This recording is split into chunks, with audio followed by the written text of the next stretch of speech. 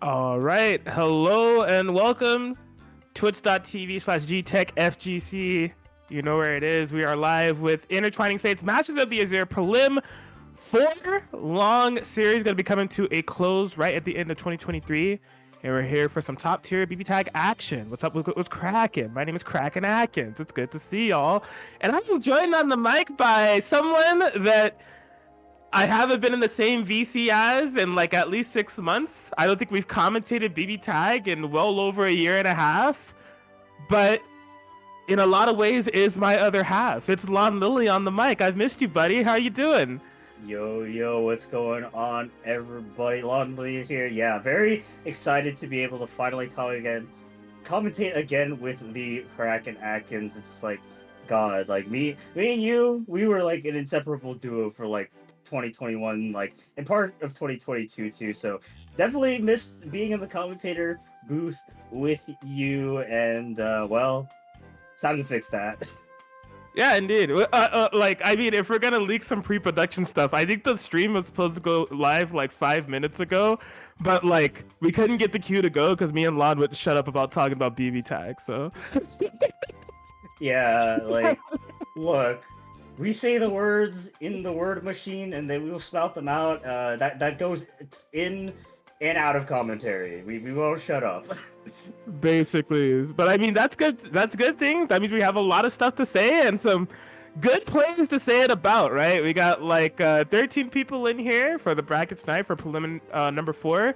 There's one more prelim after this, prelim number 5 on December 10th, and the top 8 finals happen on December 17th. So, you know, we got people in here that I imagine are trying to maintain the point spread and lead that they've already attained through previous preliminaries. You know, we're talking Yo Fave Scrub, Sprite, Cranberry, Caterade, and then some people that are trying to get, you know, inch their way into that top 8. And yeah, you can check it all out. I know that they have a spreadsheet that kind of outlines everyone's scores and everything. So, yeah, it'll be exciting to see this quarterly, kind of like 3 month long series come to a conclusion. Yep, and we got like you said, a Shark Tank to say the least. And up first, we got E2 Deku versus Wii Kondo. Definitely a match, at least for me, like someone who's been around for most of the 2.0 lifespan. E2 Deku being one of those players that I've known for like such a long time. He basically it's kind of weird not seeing him in tournaments anymore. But like showing up here, showing up now, but going against someone who I consider more fresh blood, at least in my eyes, with Wii Kondo. So someone who showed up at least I think this year and plays a very proficient Heart Azrael. It's a very exciting team to watch. Yeah, absolutely. We Kondo just brings something to the table that you don't really see any other Heart or Azrael player bring in this duo, and it's quite deadly. You know, in terms of like the overall synergy capabilities of both of them, there's a lot to be desired. But in terms of like damage potential and just overall having a core game plan, they're really able to push it to the limit. It's exciting to watch. Yeah, absolutely. But we will be getting into a fistful of punches, a round full of punches. There we go. Yeah, round one. English still bad, but like regardless, going to be jumping around. A nice 4P catch there, able to actually hit the tick throw as well, but not keeping it all burst safe. Yeah, you can tell that E2 Deku is trying to prioritize corner push more often than not. That Ruby hitting right behind her, but not going to be able to save the life of both of them. We Kondo cashing on a partial happy birthday. Deku trying to get out of the situation, but gets counter hit. An unfortunate burst there, going to be caught by Azrael, and just like that, the Ruby Rose will be taken out for the price of 1 bar, 8k. Nice here, going to be setting up a sandwich here on the incoming E2 Deku, not looking so hot. Decent defense thus far. Finds the opportune push block, so we'll be able to skip out a sandwich, but didn't block the toes. We Kondo will be able to build the 4 bars, spends 2 of them for the EX cancel, and there it is. Game 1 going to be going to Wii Kondo. Yep, and an explosive game 1. Kind of to be expected of like any Azrael team. Just as you saw there, a lot of those hits and a lot of those missteps that E2 Deku was getting was like even off like stray hits that didn't do or necessarily do much in terms of like corner carry or anything like that. Still like hit like 6k, and God forbid you get hit by like one of his punish, which is like just a straight like 10k.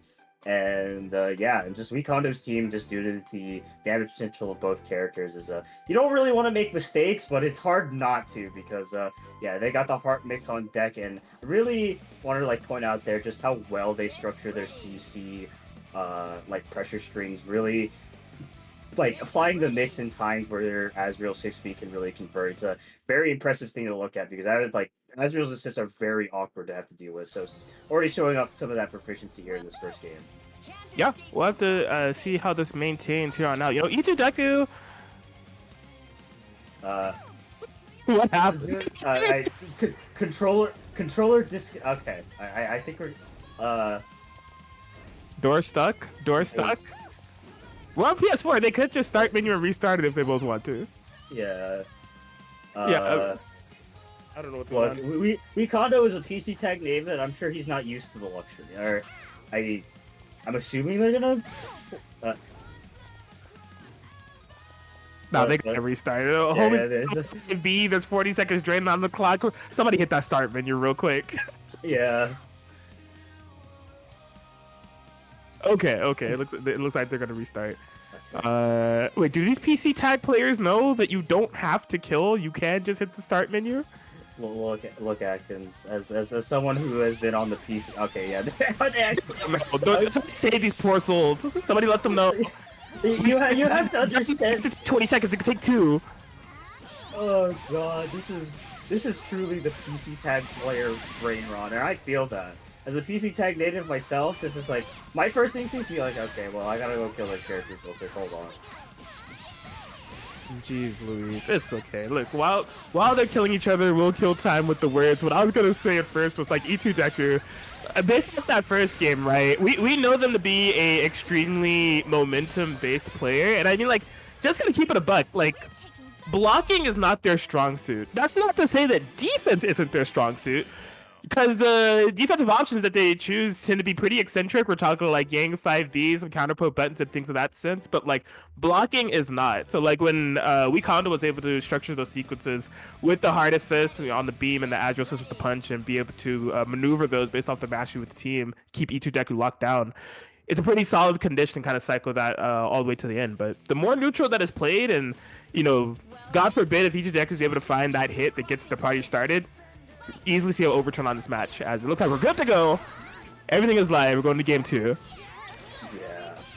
Ooh, very nice back coming out of that 4P. Gonna be punching there with that heart JB, just trying to apply the pressure here, but gets that DP straight into the corner. Gonna be getting that happy birthday on both characters and activating semblance for E2 Deku already, which is definitely a bane and a boon, I feel like, for E2 Deku. Indeed. Yeah, Yang burning. Gotta be healing in the back for now. Ruby fighting for a lonesome. Oh, there's the DP, but no punish on the side of Weekondo. Did not structure offense well establish in order to establish that control. Yeah, and playing very risky here. Going to be bringing in the Yang despite being in a one-touch scenario. But as you can see, the classic E2 Deku aggression going to be paying off there with the 2B. Yeah, active swap over... Oh, actually, no, not going to be active swapping over to the Ruby. But gets the cross-up. Almost happy birthday. And suddenly, things are getting wild. Yeah, to say the least. Yang ends up going down in a crazy scramble with assist plus super used by Weekondo. With that 4P here. Very dangerous here for E2 Deku, but not quite going to be a kill just yet. We're ready for El Clasico. 5C DP. Saw it coming from a mile away. Weekondo going up 2. Yep. And definitely got a significantly better like start there in terms of like E2 Deku's play. It was just, I think, maybe went a bit too hard on the gas, which is very much classic of E2 Deku's playstyle, what I expected him. But Weekondo showing that he's not really afraid of a lot of those pressure sequences. We're just willing to super out, even if the heart gets punished. It's like, at least from the life deficits that we're seeing here, it's like it's not going to be too huge if heart gets punished, and usually has like the burst in the back. So yeah, really leveraging that mismatch and just not being like too under pressure against E2 Deku, which is definitely what you want to do. You don't want to like let E2 Deku get in your head, because you start to see him go wild, and you start to feel like, hey, maybe I should play a bit more wild too. But just the way he like structures things is actually quite intelligently made despite all the aggressiveness and craziness. He keeps things very airtight, so you always got to be careful about that. Yeah, no, I feel that. There's like definitely a part of Ichi Deku's game plan to where like it's kind of baked into the sauce. Like he wants to overwhelm you. Like it does look like a constant offensive or like very aggressive and like barrage of attacks and constant decision making that's kind of going through and through. But part of that in itself is to overwhelm you. So like you aren't able to defensively or mentally kind of keep up with everything that he's throwing at you. So yeah, the big thing about that previous game in relation to that is what I would say is that like there were definitely some sequences that E2 Deku had that felt like character killing or like I'm not gonna say like game winning, but definitely could have like swung the advantage more in their favor. But just the aggression going a little bit too much, couldn't keep it on the rails completely. Maybe a little bit of overextending, not quite going in the way that they needed to go. But in comparison to the first game, it seems like they have a better handle on it. See if they have a reverse sweep in stock or if Kondo is going up 3-0. Yep. We'll have to see, and it's definitely been a very scramble-heavy match to say the least. It's like, despite Kondo taking it like decently convincingly, it didn't really feel like he had an advantage per se, and more just like Scramble City, and it was all that damage kind of just leads into itself. But yeah, got an opportunity there, but just got pushed back out and going to be getting punished there by that 4P. Yeah, phenomenal 4P usage there from Ichi Deku. I feel like that has been the problem child of the matchup is Heart Aino. Extremely well-timed DP there to evade that armor. But yeah, I mean, the freaking mission when it comes to fighting this character is how am I going to get her grounded, right? Yes, and currently on the ground right now, but Super's out of the situation, activating E2 Deku's semblance there. Nice DP, almost got the conversion on it there. That could have been pretty huge, but still maintaining in this pressure here with the Yang, but gets burst baited there by the charged 5D. Going to be a nice chunk of change here for Kondo. Yeah, it's just an unfortunate 10k that you have to eat if you want to maintain your 2v2 aspects of your team. Unfortunately, risking it all in that reversal super, not building up the burst gauge in time in order to try to set up some counterplay. Forced on solo. Yang commits to the DP, Kondo with the punish, and they'll be able to get it. 3-0. Going to be moving on the winner side of Intertwining Fates, Master of the Azure Preliminary 4. Yeah, Kondo taking it semi-convincingly against the star that is E2 Deku. Definitely unfortunate there, but I just feel like Kondo had a grasp of kind of just some of the small cracks in E2 Deku's like kind of momentum, and really just was really able to get out of some potentially tight scenarios where E2 Deku could have really snowballed out of control. And we definitely almost saw that there with like how low Heart was getting. It was 1 or 2 hits away from really spelling disaster and having to play with solo Az, which is not something that did happen in that match, but like yeah, solo Az is not great. He's a very partner reliant character, and especially against 2 very self-sufficient characters and very mobile AI characters like Ruby, it's like it's a bit pain Pecco to like have to deal with a character like that. So definitely good on Kondo from like completely avoiding those situations entirely and just taking the dubs without having a character die. Absolutely. They'll be moving on to the winners quarterfinal side for a top 8 qualifier, which speaking of which, looks like we're going to have a couple of those on deck for you all right here, right now. Starting off with Yo Game Wizard versus E30. Yo Game Wizard getting to this position because Jeff Boyardiz had the DQ. E30 getting to this position by getting the 3-2 victory over Bojack. Yep. I mean, Ready 30, the SoCal boy, ponytail specialist, bringing in the Celica Yuzuriha. Definitely a team that he has taken a liking to as of recently. I mean, like I said, he's the ponytail spec, so it's definitely something that's within his element to play. But mostly known for the Celica Akatsuki, and a very proficient Celica player overall, and definitely is not someone to scoff at, as he's definitely got a lot of tricks that you might not be ready with, especially considering how rare of a character Celica is. Yeah, it's always great to see Celica being played, but more than that, it's always great to see E30 piloting Celica, right? Just a strong player in their own right. I've seen them get like plenty of like quote unquote upsets, but I don't know. It's hard to even call it that, in terms of just like people that have been putting like the most amount of time into Celica or like the longest amount of time having the character as a main or within your repertoire. Like E30's up there, so this is an interesting one. Yo Gamers are actually going for the Mitsuru Yuzu. So here we go, heading into game one. Yeah, but we're starting off with a good old classic poke here. Oh yeah, gets the sandwich scenario here. E30 stuck in a bad situation, but a nice DP out of the scenario, but unfortunately could not block the second cross. Oh my! I'm so surprised that Game Wizard went for the DP there. That's a notable thing on that Mitsuru airstring. Is like if you like burst right before the DP comes out, there's a chance you'll whiff and take unburstable damage. Yep, and gonna be getting that user Riha combo. Mitsuru being put in the low. Almost the same situation there, but not quite. Yo Game Wizard firing back here. Sets up something. I don't know. Is that gonna hit? No. And spaghetti.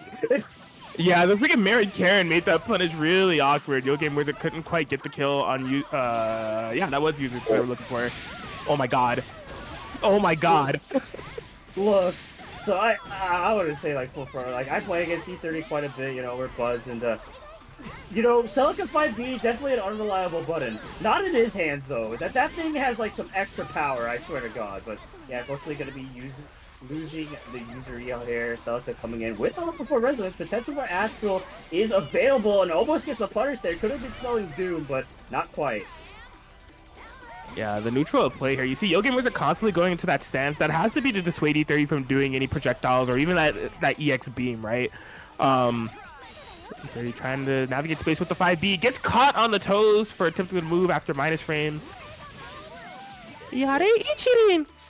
Not quite dead yet, but doesn't block the DP there. Unfortunately, E30 going to be losing the first game. It was close. That happy birthday was massive, right? Being able to isolate into a 2v1 scenario. And E30 even had a sequence where they hit the overhead and got the active switch.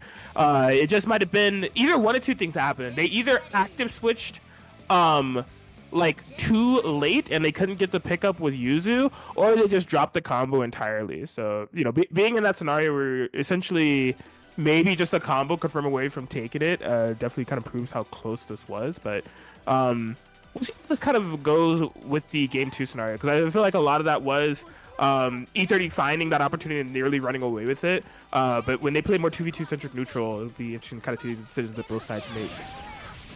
Yeah, and happy birthday is the decision being made here for Yo Game Wizard, but a nice avoiding, just completely getting out of the Oki scenario, but just the sheer oppressiveness of the Mitsuru buttons kind of leading E30 into a bad spot, but fires back there after the throw tech and going to be using that opportunity to swap back, but Yo Game Wizard firing back with just more air-to-airs. Yeah, the space control from Yo Game Wizard has been on another level, right? Just constantly throwing out the Mitsuru 5A, while following up with Yuzu 6P, impressively so. It was a bit too early on the double super there from Yo Game Wizard. Yeah, and very surprised E30 there didn't opt to try to go for a kill. Celica damage can be quite high. It had the CC available, but not quite going to be yet a nice JC here. Going to be evening the tables up. Yuzu in the red, 5 bars on deck. One touch situation for sure. Doesn't catch out of the super though, and not able to catch the burst. Yeah, there was some good resiliency there from Yo Game Wizard for quite some time to not use that burst. Just off the JC, it could be hard, to kind of hit confirm or just believe confirm in that sense to go for the super in that scenario. So, because the decision, solo Yuzu, can the ponytail power be real? Yes, I believe, and with resonance available, it's definitely just a one touch on either character, but gets the 5B, but not ready for the 6P in the back. Another close game, but unfortunately still not able to take the W. Yo Game Wizard 2-0. Yeah, absolutely. Yo Game Wizard really, where they may be lacking in Oki, in my opinion, because I do see a lot of Mitsuru knockdowns that aren't really being converted in situations that's locking E30 down per se, in order to take a high low or anything like that. Where they're lacking in that department, they make up for a neutral. because just like having the read on where E30 wants to navigate and just purely controlling the screen with Mitsuru J8, this user 6P, is making it really hard for E30 to kind of like navigate around and really set up what they're looking for. Yeah, and we're having a repeat of the first game. Happy birthday situation, but this time fully stabilized. But once again, just avoiding the entire thing, able to hit the Celicar. Oh my god! But doing smart combos on whiff, that can't be real. That can't be real. Why is this reality? I mean that's how her drive works in CF too. You could hit those whiff like whiff recos, I suppose what they should be called. But unfortunately, yeah, gonna be getting punished there for firing up the projectile. Celica looking quite low, one-touch situation, but just able to avoid everything, keeping in the Celica. Nice block so far, able to get the punish too. Yeah, beautiful confirmation here. Double super. Yeah, you better believe it. Just get a good amount of damage on Yoki versus Yuzu. Bring in the Yuzu of your own. Yeah, not quite dead yet, but a nice solid 10k. Gonna be push blocking and active swapping out. Yeah, both characters, sub-characters, really low right now, so just gonna be chilling in the back with some solo games, but the air-to-air Mitsuru superiority proving so good in this set here, but the 5P coming out, unfortunately though, dropping the... Man, yeah, that was an awkward confirm for Ether to try to get together. But yeah, Yo-Game Wizard persistent with this JA time and time again. Celica isolated. You can see Yo-Game Wizard gonna stick to the plan, take to the skies. That 5B anti-air approaching, but the 6P in the back in order to cover and keep it all safe and gravy at the end of the day. Yep, and while those airs are super strong, the reward off it isn't as nice as I think they'd like it to be, so not going to be able to get anything. And the 5B of the gods, but unfortunately, the Celicar whiffing to the cash out into super, a little bit of a heartbreaker there, but Yo Game Wizard taking a close 3-0. Yes, every game going down to the wire. It seemed like E30 kind of came to the senses a bit of what the JA counterplay was in the form of Celica 5B, but just couldn't quite make it equate into anything meaningful. Yuzu 6P doing a ton of like combo denial, and then just the steering on that potential happy birthday scenario, not going on the road, a little bit of off-roading there from Celica that is not rewarded. This is not a motocross exhibition, but some great showcasing of Celica as a whole, and E30's not out. They're just in losers bracket. Yo Game Wizard though in top 8 of preliminary number 4. Yep.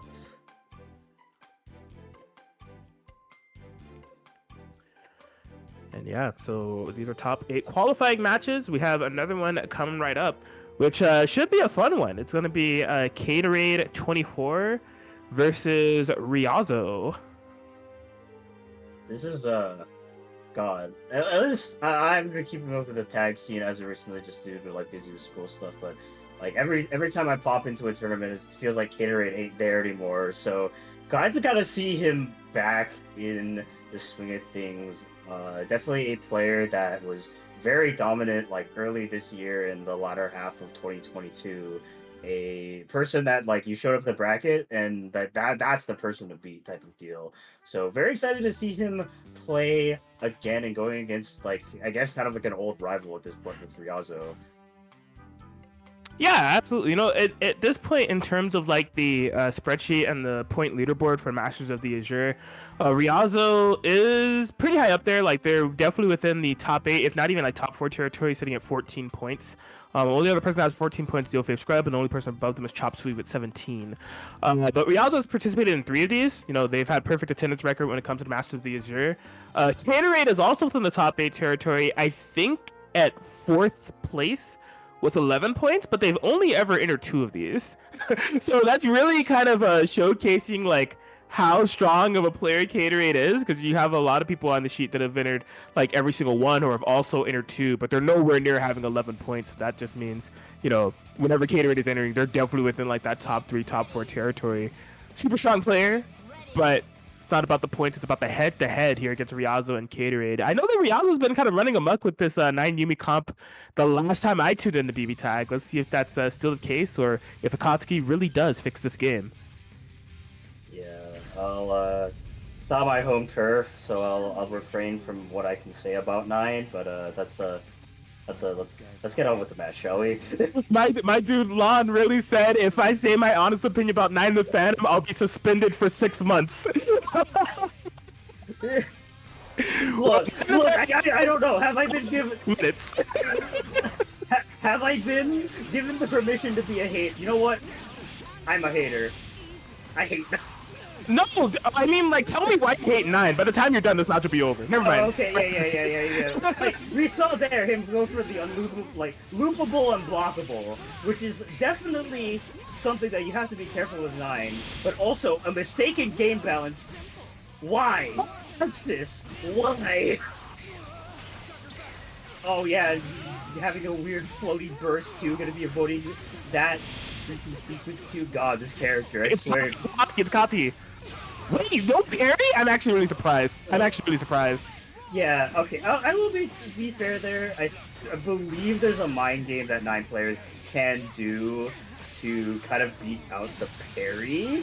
So maybe since Riazo and him have been playing quite a bit, maybe we're just trying to layer that. But yeah, there's nothing coming out. And look,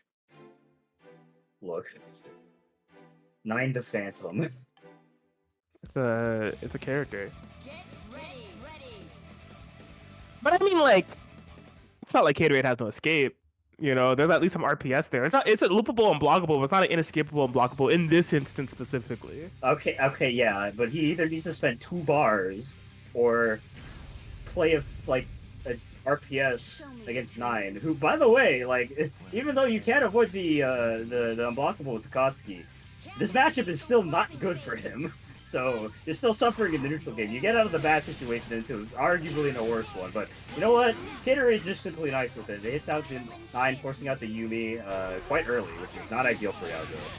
Oh my god! Alright, luckily for Caterade, I don't think the game is over. However, for Riazo, it may just be getting started. Huge happy birthday. Nearly 10k taking on Akatsuki first and foremost. But a very excellent 5B there. Caterade going to be getting his corner position here. So needs to make quite a... I couldn't even see what happened there, but Akatsuki looking kind of bad, going to be bursting in the Kuro Gamer. Both characters quite low. This is once again looking very bad for Caterade. Oh my gosh, the 5A on whiff. How do you whiff punish it? It's impossible. Just hit the 5A again. It's a frame trap on whiff. How does she do it? Yes, plus on whiff, my favorite button. Ooh, that was almost cool. Bruh, Riazo's trying to make me a hater tonight. And I already am a hater. Oh my, that was so Omega Brain. Yeah, like throwing to like get in between the Yumi 5P and not have to respect it in order to capitalize on a vulnerable 9. What? The 2 and 4? Alright, can you really blame Mans for not being like ready for 214A making contact on normal hit? When does that ever happen? Yeah. Happen actually? He drops the combo. He drops the combo. Okay, yeah, Texas throw. This is. I'm gonna say it's doable for Caterade, but like, okay, yeah, fair enough. Just Icebird, Snowbird. Bro, that was so weird. My man was definitely throwing out the SpaghettiOs all over the place. When the Chef Boyardee ravioli was right there, just said no. I ain't having that. Just spaghetti all over the place. Can't get control of anything, but ends up working out. Riazo is 2-0, mind you. There has been a little bit of shakiness in terms of decision making on Caterade, and I saw them go for a fuzzy that just like straight up whiffed. And in terms of like some of the parry sequences and things that I would expect, it has not came to fruition quite yet. Also, a huge amount of happy birthdays going in Riazo's favor, so maybe he has to be careful of the assist calling.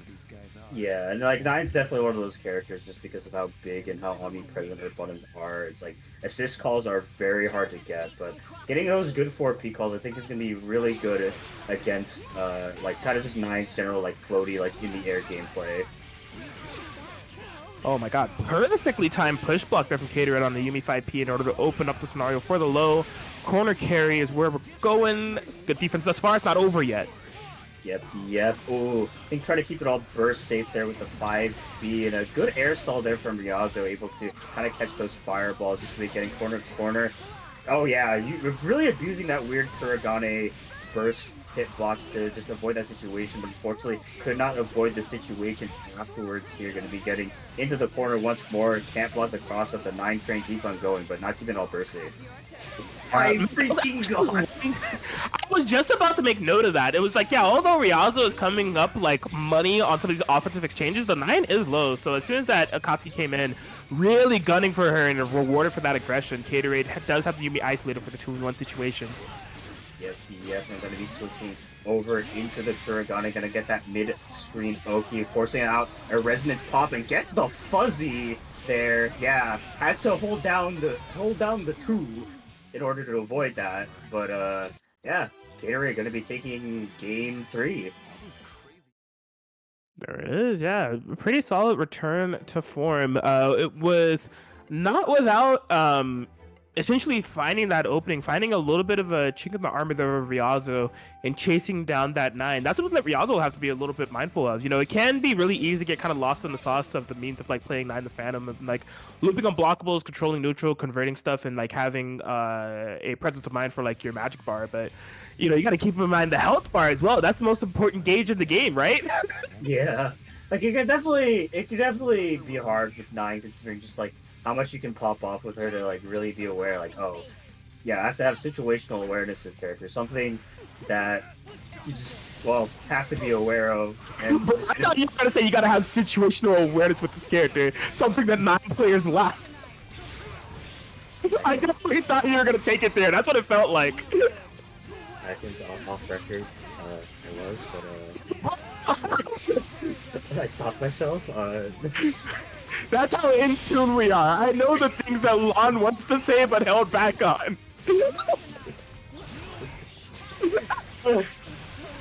That's Eddie, he drops the combo. That's not situational awareness right there. Oh god, yeah, this is going the worst here for Caterade. Oh my god, it was just the 2-4A off, and this is from Riazo. My guy, please stop throwing. Immediately wants to throw. Yeah, unfortunately, yeah, Caterade doing a little bit of throwing here, just runs into the JA. Could not maintain that momentum from the 3rd game and just kind of fumbled, unfortunately. Yeah, Riazo will be taking it 3-1 over Caterade here with 9 the Phantom. Cool. Yeah, Riazo will be going into that top 8. Caterade will have to earn it by getting we'll have to see who wins between Caterade and E2 Deku. Some other top 8 qualifying matches on the loser side. You got Sprite Cranberry versus Bojack, E30 versus Serene Smile, and Weak Kondo versus Bumba Chunga. But the winner side of top 8 is filled out. We saw Riazo just qualify. They'll be going up against Sykes, who got the 3-0 victory over Sprite Cranberry. And then we have our next dream match, which is going to be Yo Game Wizard, who's going to be going up against Yo Fave Scrub, who just got the 3-1 victory over Weak Kondo.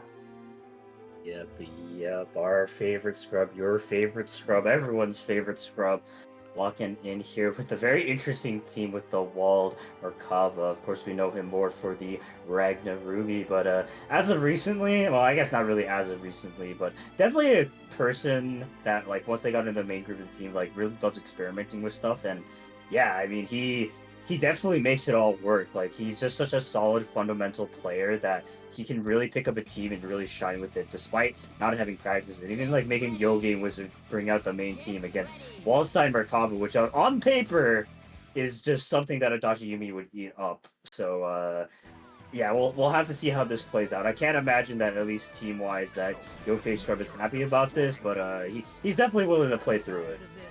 Yeah, now I gotta be honest, I have not seen this from Yo Fave Scrub yet. You know, I haven't really seen BB Tag since the last Master Azure I commentated. He's definitely not on this team. So this will be interesting for me. I've seen Yo Fave Scrub's Walled in isolation with that Walt Teddy. Merkava, I don't think I've ever seen Scrub play, so but just Mans has the fundamentals. He can really play any team in the game if he wants to.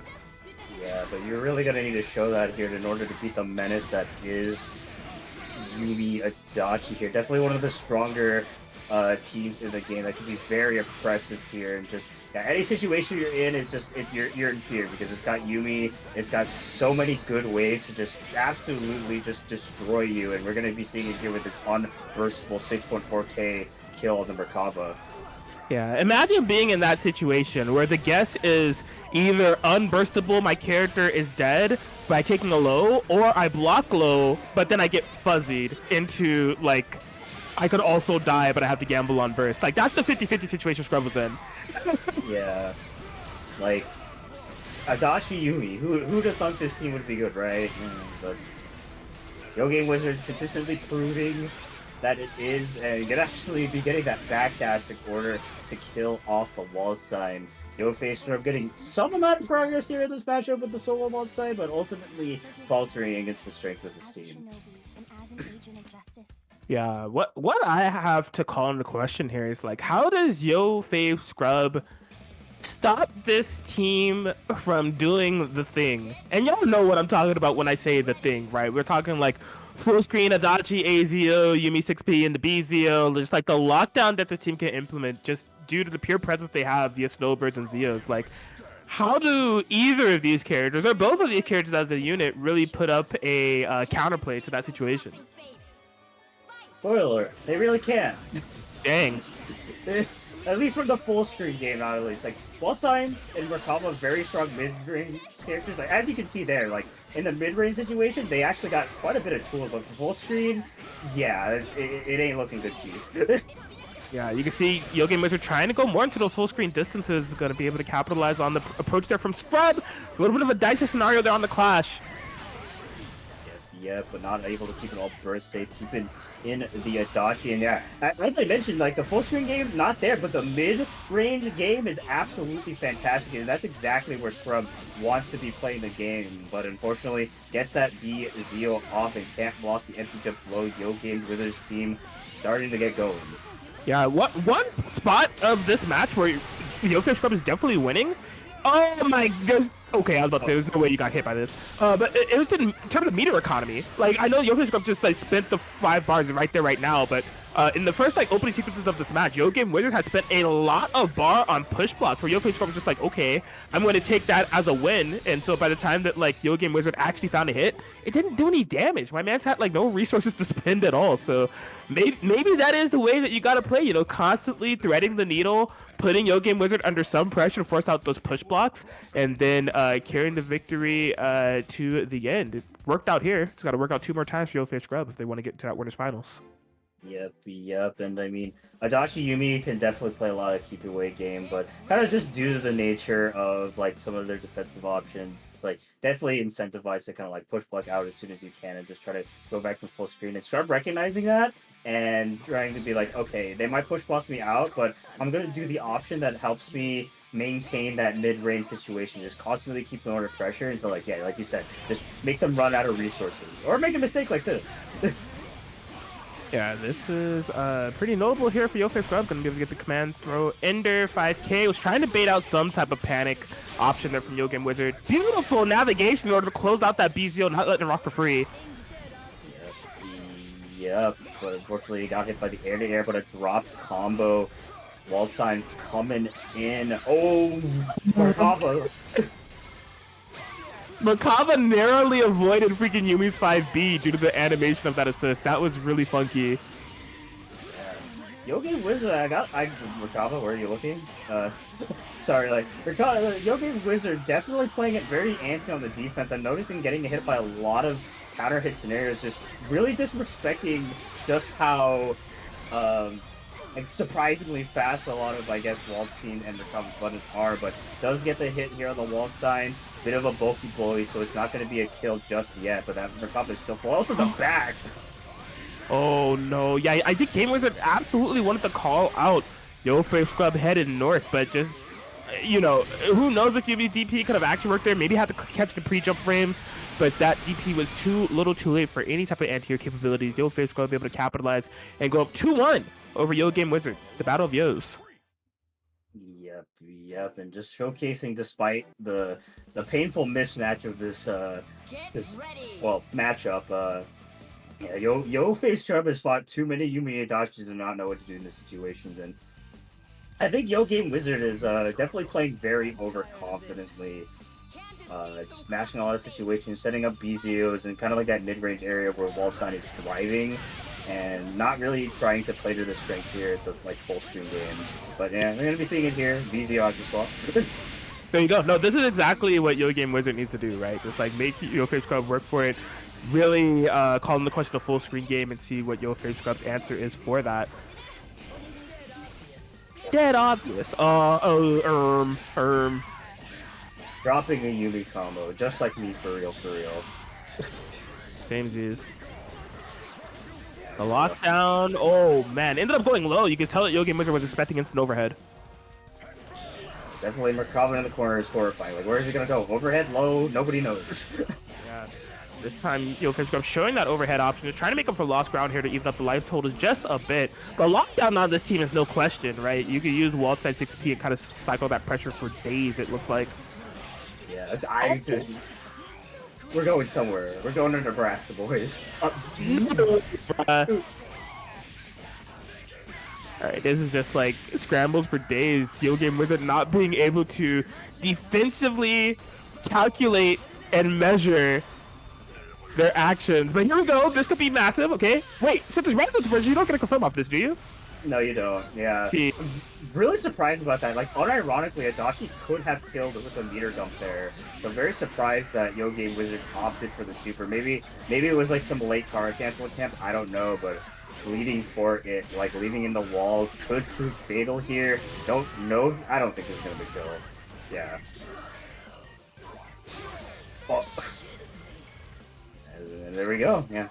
Yo Game Wizard living and dying by the mash there, and Yo Fave Scrub taking it 3-1.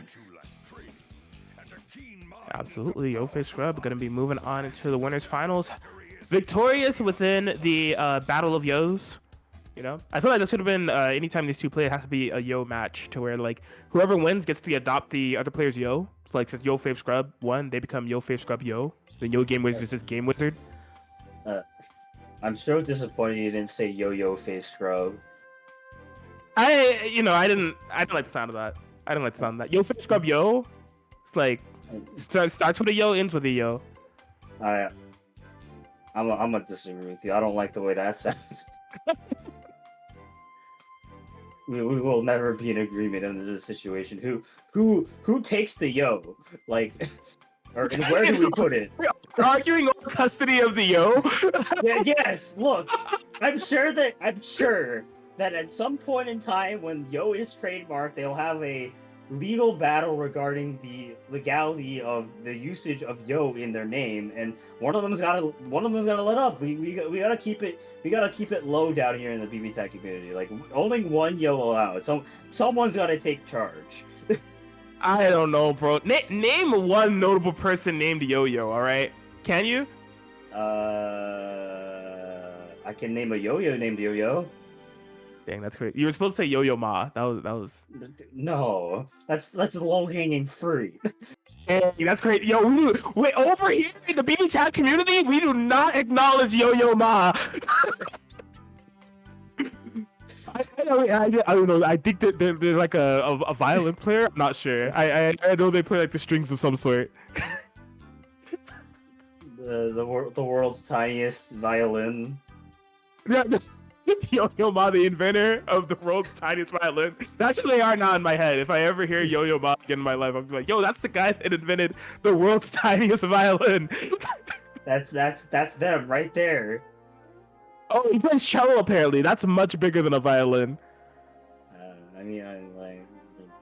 I don't know, man. Like, is it really bigger than a violin if a cello is just a big violin? You're asking the deep questions, and I gotta tell you, I don't have the deep answers. The only thing that I could purely answer at this point is who's playing right now, and that's Sykes and Ryazo, buddy. Yep. Another Adachi coming up to bat against the 9 Yumi, but this time with the Ruby, a character that notoriously 9 players hate her. Find out the reason why to counter 9 players or something like that. I don't know. I never watched the anime. I'm not a. You tell me 9 player. Derogatory. Bro. I see. I am so creative as a 9 player. I find ways to complain about like everyone that isn't just Ruby. So. I hate everyone. But do you hate everyone equally? No. Okay. Damn, that's crazy. Man, that Anyways. interesting that we also did not actually go for the 2C. The duration on the combo might have been too long, is what I'm guessing. But the Meaty Mirror working out, really being able to cycle this game for quite some time. Psych can't find any opportunity to play. Yeah, just getting through the roof here. Not enough, well, too much spell gauge in order to, actually, you know what? You know what the best unblockable is? Killing your opponent. Yeah, seems to be a recipe for success, leading to a moment of disaster here for Psych solo Adachi. Not where you want to be against a team like this. Yeah, and Adachi, for all his strength, is not very 9 palatable to say the least. He's doesn't do particularly great, but just trying to keep. Interestingly enough, I'm surprised there hasn't been his changeover to the 9. Maybe he just wants to play solo 9 because that's just how all 9 players operate. I swear to God. Okay, no. Decides to swap over to the 9 now. I really love the your commentary style when it comes to 9 to fandom. It's very passive aggressive shots. Like you put a lot of subliminals in there. I can feel it on the energy. Like if I were to read your words on paper, like a transcript of Lon commentating like a 9 to fandom BB Jack match, like it would read perfectly fine. But like hearing it, like I can feel the disappointment in your tone. The Long Lily Foundation makes no comment about the statement.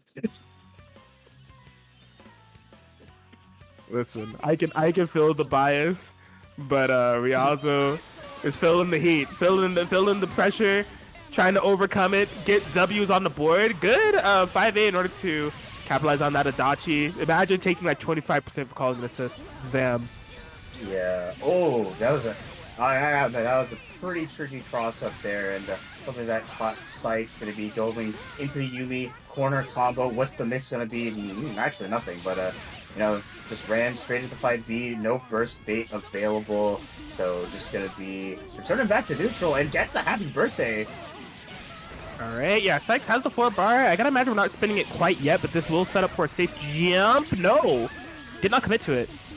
Yeah, but very good awareness. Like, okay, B05C, that's just like Adachi players. I swear to God, like they love that. But a nice block on that, but not a nice block on that burst.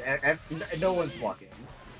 Man, I'm really surprised that Sykes on that hit confirmed from the cross up just did not immediately go into super, because like it's either gonna kill Yumi or punish 9. But in the moment decisions, this game is so fast, man.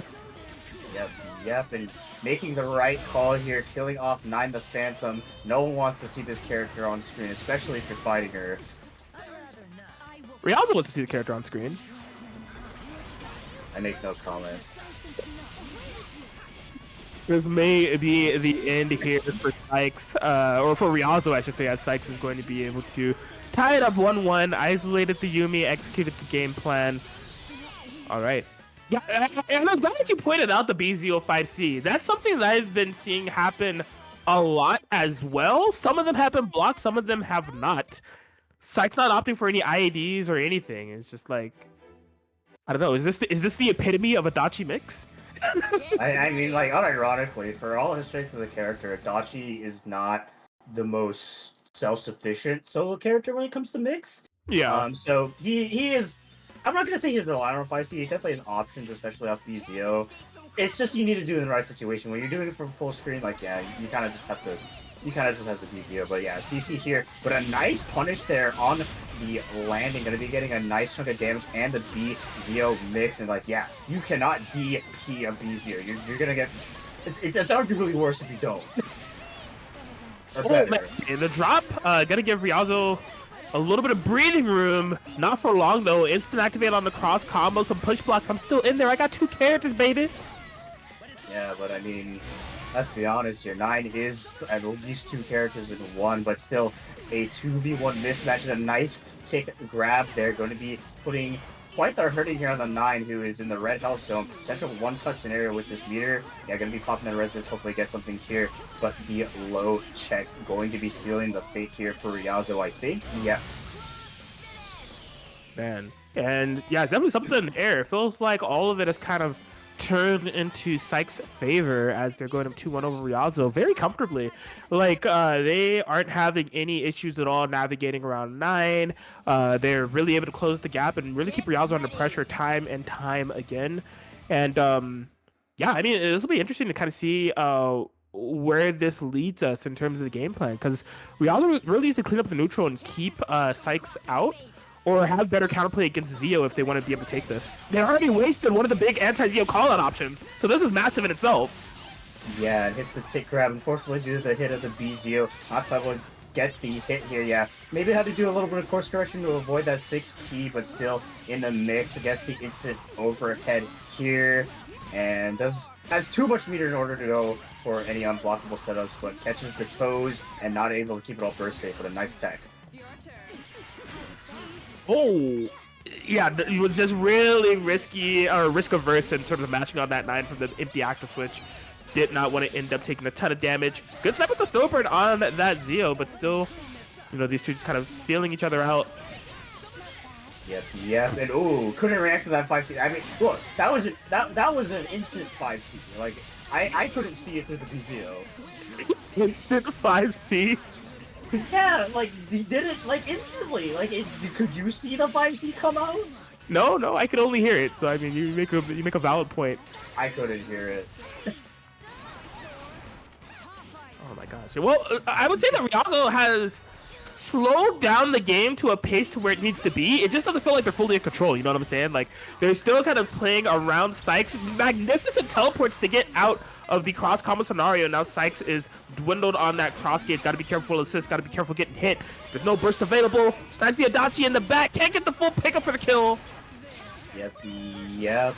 Ooh, the 6P able to snipe out the Yumi, but not quite gonna be a kill. Adachi in the one-touch zone, but so is Yumi here. I wonder, yeah, still gonna be calling an assist and trying to bait it out. DP assist, but able to hit that 5P. I don't know how Adachi's still alive. Man, it's a line from Rialzo to call DP with the, or call it the assist with the DP there, recognizing the type of mix that Sykes wanted there. Is isolated on the solo 9 though. Some might say the game just started. In this position, yeah, you have to activate cross combo to make sure Ruby doesn't get punished. And able to get the kill there on Rialzo with a very clean confirmed 3-1 victory for Sykes, but Rialzo putting up quite a fight there. That was a very tense last couple of moments of that game. Yes, absolutely. Sykes coming out on top, despite going into that match in the earlier sequences looking pretty lost, like, or really Rialzo was kind of like in control, but was able to make the necessary adaptation, speed up the pace, but even showcasing that they can get the outplay going when the game is slowed down. You know, that last round was definitely a slow burner, but Sykes still able to seal the deal. They'll be going to winners finals to fight Yofei Scrub a bit later in the winners finals. Yep. Gonna be a match for the ages, but I'm assuming we're going to be going down to the loser side of the bracket to see what that has in store for us. Yeah, I mean, I have my eyes on the bracket now. I'm a bit unsure of which way we're going here, because We Kondo is actually in losers quarters-finals. First match top 8 was against Serene Smile, but it looks like Serene Smile DQ'd. On the opposite end of losers, E2 Deku is awaiting the winner of Sprite, Cranberry, and Bojack. However, I think the bracket is just not updated. I just saw the stream deck. It looks like Bojack has been called to fight E2 Deku, so Bojack probably beat Sprite, Cranberry. Yes. Assuming it's E2 Deku versus Bojack, that's quite literally a matchup I've never seen before.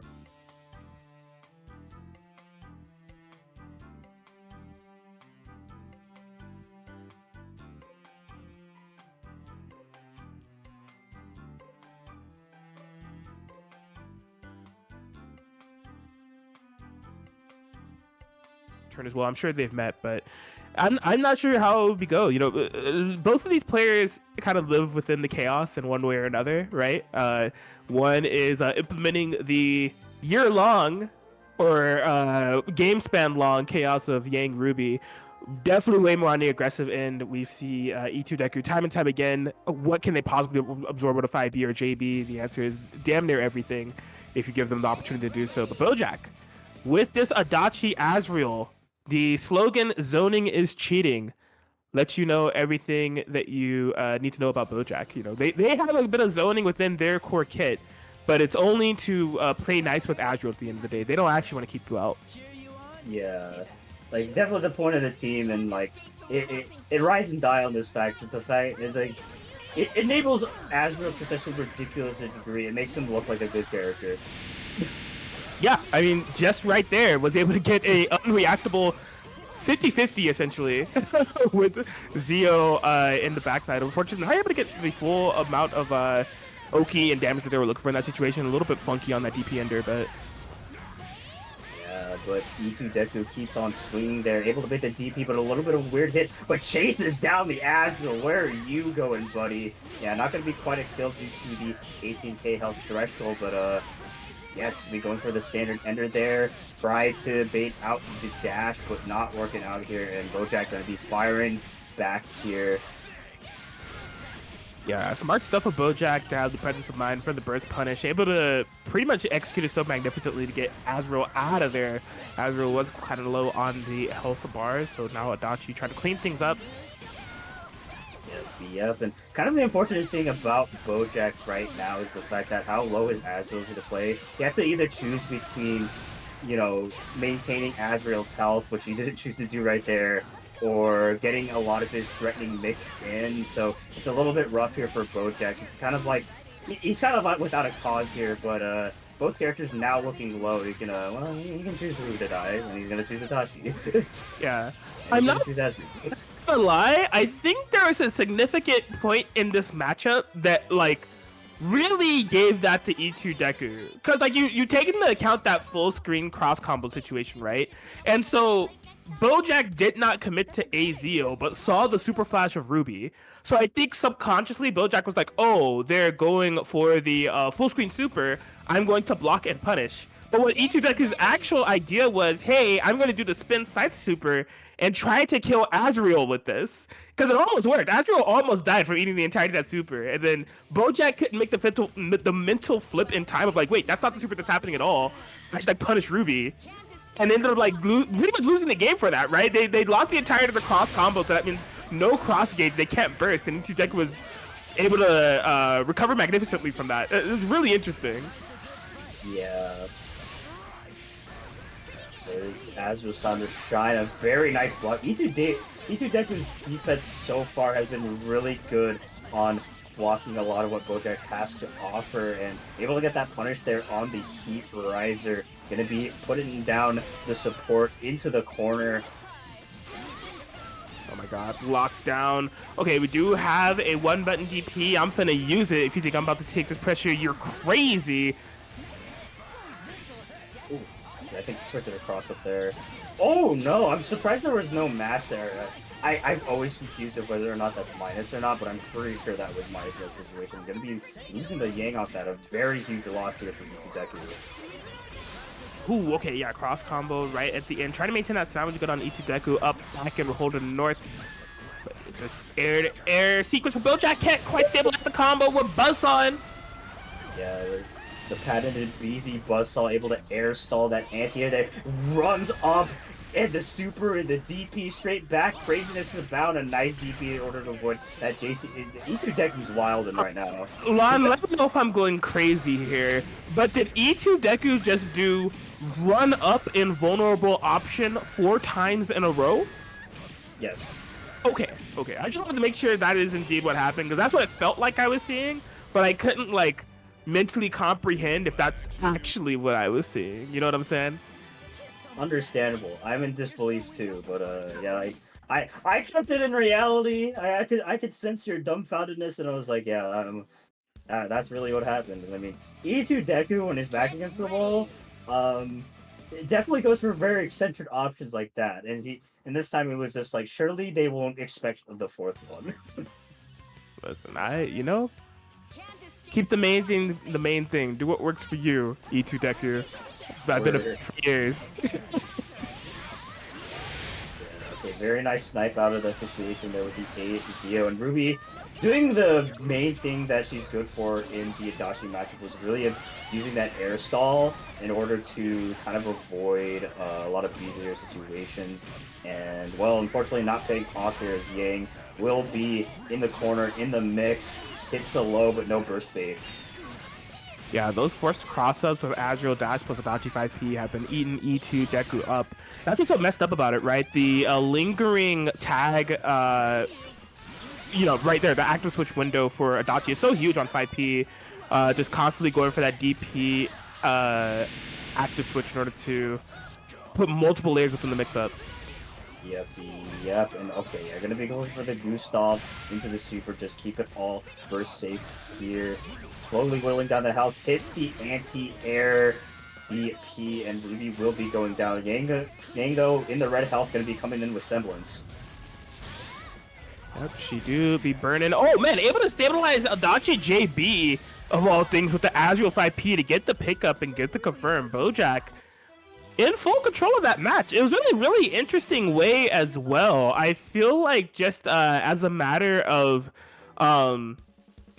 really like locking E2 Deku down and calling out the defensive scenarios of the up back and DPs and such, was able to kind of capitalize. There wasn't really much the Zio shenanigans that we saw going on too much. They played a little bit more close. Yeah, just I definitely think that at the end of the day, that's just Bojack's comfort zone. He does, like you said, mentioned earlier, he doesn't want to really be playing this full screen game. He wants to be in your face, and he just uses the Adachi as that platform. But yeah, a little bit of an unfortunate situation there on both sides. Going to be dropping the momentum. Oh my god, that 4P and 6P hitting. This has been a very scramble-heavy game, but one absolutely in Bojack's favor right now. Yeah, man, Bojack's been getting a lot of mileage out of 5A DP active switch with Azrael. Will be able to cash in the unburstable damage straight back into the Adachi. That Ruby's going down. Yep, and off like a very straight air hit, no less. 9.4k solo Yang coming in with no semblance and into a B02. E2 Deku is going to need to play out of his mind in order to make something happen, and had the right idea there, but unfortunately getting sniped out by the 6B. This man is doing strings. Oh my god, just throwing everything that they have at Yang. Eventually is able to make contact. So much block stun and pressure from Bojack in that scenario, able to like pretty much dissipate the entirety of the resonance. They thought it was gonna be cross up. I'm so sorry, I actually thought it was gonna be cross up as well. Stay same side, gonna be able to get the super and the kill. Bojack with 3-1 victory over E2 Deku.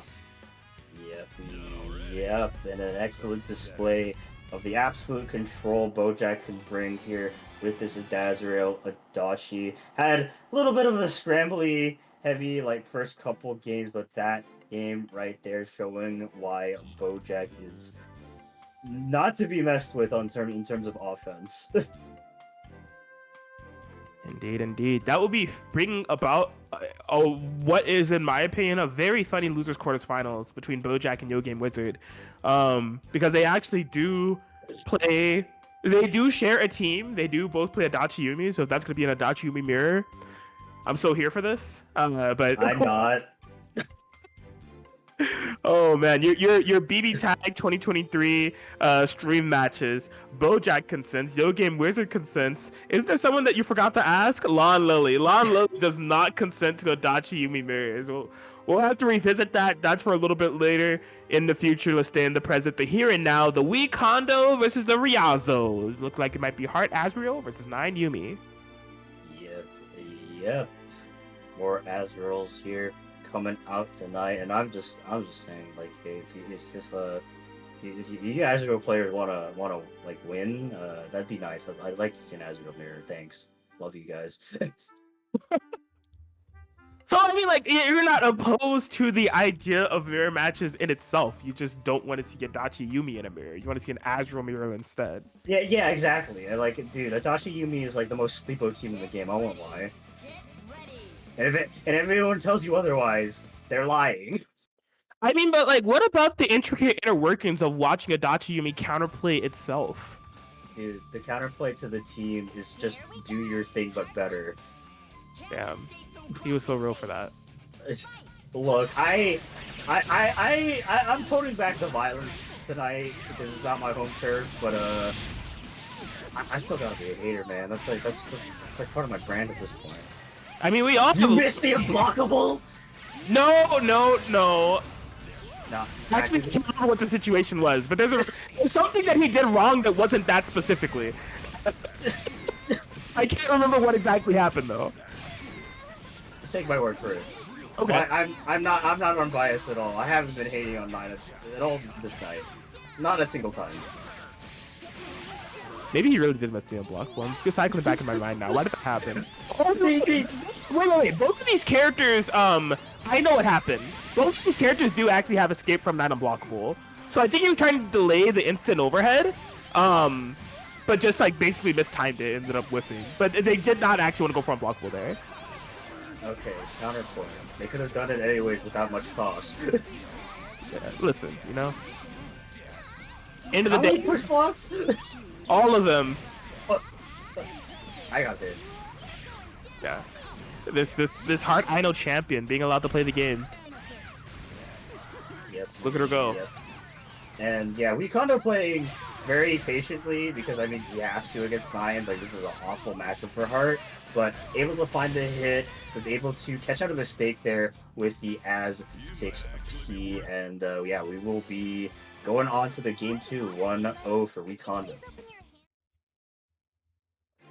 Yeah, Nine the Phantom isolated in the corner, Resonance activated, the win condition in shambles, all of this spent on push block, but like I get it, yo, you got this annoying mosquito, you know, just zipping and zapping, stinging you all over, get off of me, and then this like big freaking angry behemoth that won't stop talking about meat.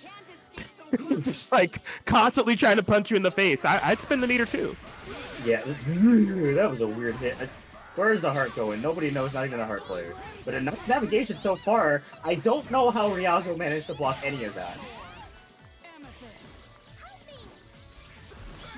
For some reason, I thought that was going to hit. I don't know why, but for some reason, I thought that the freaking Reflect was going to hit. The amount of times I've actually seen Growler Reflect like legitimately hit, like it must be like in the ones. But regardless, yeah, this has been a super scramble heavy game.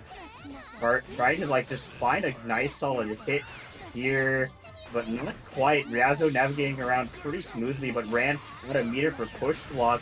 But excellent decent so far, but spends another meter there on the push block a little unnecessarily. So just gonna be forced to eat the mix here. Yeah, Ryazo has the right idea of having Yuumi front load the majority of this neutral game, because the ideology there is that you have 9-4P to threaten as an anti-air assist, but he was playing it a little bit too aggressively in my opinion. Like he keeps running in with Yuumi as we condos in midair, and then condos like, oh, you're gonna like make it easier for me to like home and call plus call assist? My favorite. So like I think they need to be a little bit more defensive and reactive in terms of like that 9-4P usage. Wait, he's sick for that! Oh. Sorry, I popped off because 9 failed. Understandable. Yeah. Sorry, go on. You're analyzing? I use 4P better forehead. Heart smirk. But yeah, oh my god, yeah, gonna be going in with that anti-air 236, recognizing that Hart was popping off too hard with the homing and just really trying to abuse that screen drag, and yeah, Ryo's gonna be taking the second game. There it is. 1-1 between Ryazo and Wikondo. I know Wikondo has Yuumi Azrael that they pull out when they are like feeling dejected about life. The fact that they didn't switch to it means that they still have high spirits, and because of that, you know, if Wikondo's still feeling it, I'm feeling it as well. Anything could happen here. Yeah, I mean, all things considered, despite the fact that like this is kind of a poor matchup for Wikondo, he's been playing it really excellently with the team. So I definitely think that while the matchup-wise, the Azrael Yuumi would be better, this is absolutely the comfort pick. Oh my god, big 4A, trying to go for the burst in order to save the day. Oh, was able to bank on a Ryazo dropped combo. This is actually terrible. Going to be bursting out the 9 and a nice block there, but unfortunately not able to recognize the counter. And just things going on, partial physics everywhere. All I know is that 9 needs to be healing in the background. Wikondo playing it patiently. Nice JB, but unfortunately no full conversion. Yeah, straight hit out the air. I'm loving the Wikondo cycle of neutral, of just like going up to the skies, waiting for Ryazo to approach, and then going for a homing plus and an Azure assist call. Like, it's really consistent in terms of like how potent it's been against Ryazo. Like, Ryazo just kind of like time and time again falling into the traps of what Wikondo's setting up. And right there, oh, clutch on the routing of Ryazo does not fall victim to that reflect. Could not get an infinite combo that they were looking for, but still. Yep. Ooh, unfortunately ran into that 5B. A little bit of a risky burst there and an accidental misinput on the homing heart. Kind of left stranded here, but an excellent back homing. Going to be punishing the active swap. Yeah, spend the cash, kill off the Yumi, but you still got the second and third character as far as I'm concerned. To deal with an excellent frame trap there with the frame kill. Kind of messed up Ryazo's groove there and just got counter hit. Going to be rejectfully returning from the room. And yeah, 2-0 for Wikondo, or 2-1 for Wikondo. Indeed. Wikondo one game away from moving on into the top 4 Prelim 4 of Masters of the Azure, hosted by Intertwining Fates. We are here, we are live, we are ready to go. Let's see. Ryazo versus Wikondo. Yeah, playing it very patiently there, but unfortunately was not ready for the grab. They're going to be going corner to corner. Thinks spends too much spell gauge and spent too much time in the gamer chair. Drops a combo. Tries to make something happen here with the smash ball, but just gets counter hit out. Heart Ino's time to shine is in this corner. 9 the Phantom Bros. Okay, Yumi coming in to save the day. 5B is like a boomerang. Get back here, but the freaking burst. We're right back where we started, the right side of the screen. The oppression continues. Yep. Going to be getting a nice chunk of change here. Tries to go for an interesting Oki setup there. I'm not sure what it is, but a very good air. Actually able to go to the ground too. I don't think Ryazo was ready for this kill here, as Yumi will be going down here to this Heart DHC. 9 the Phantom Bros. Does she got one more in her? She has one resonance with her, but the comeback potential, is it there? We'll have to see. Right after this combo, are we popping resonance? You better believe it. Get me out of here. Is it going to be 4 push blocks? Oh, no. It's going to be the TRM. Yeah, the push blocks have been insane from Ryazo, and recognizing that, unfortunately, not able to get the kill, but the power of love sniping out the evil that is 9 the Phantom as Wikondo takes it 3-1.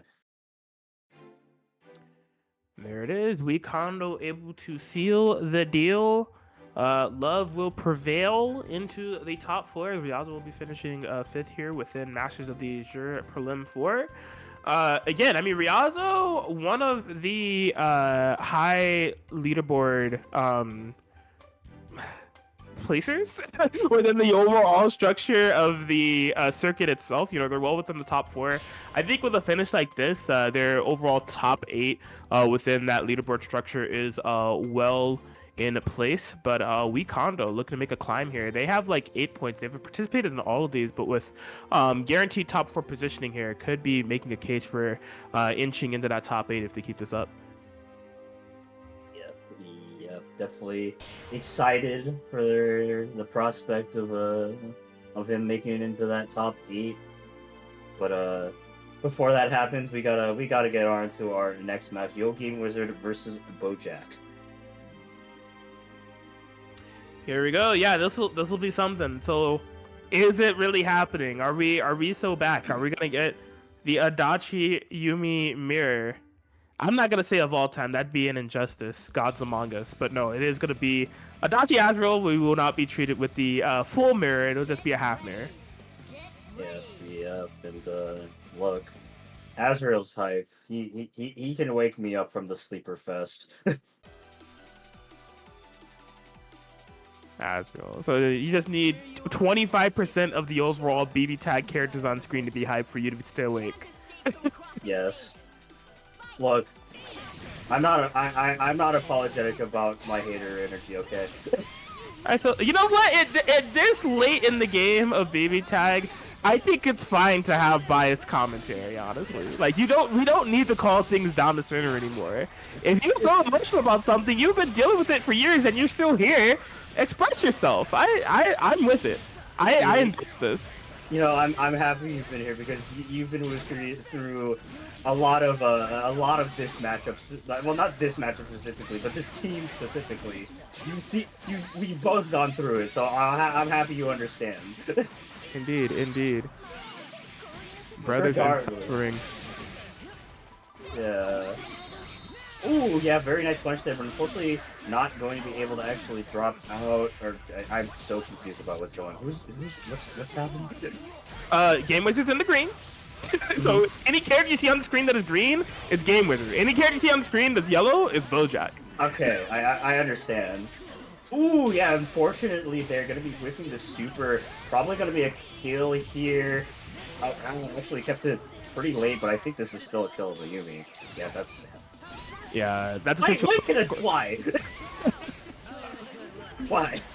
That's what Bojack wanted to set up. It was basically choose who you want to play the 1v1 with. Yo Game Wizard chose Adachi. All things considered, I actually don't know if that was the right choice. Because like if they didn't do the burst, they would have been able to play Yumi versus Adachi, and Yumi would have had more health. But you know. Yeah.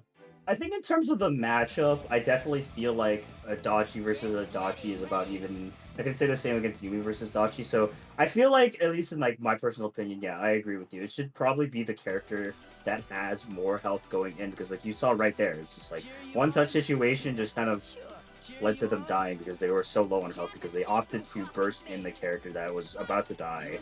Or yeah. Did you say Adachi versus Adachi is an even matchup? Yeah, I mean it's true.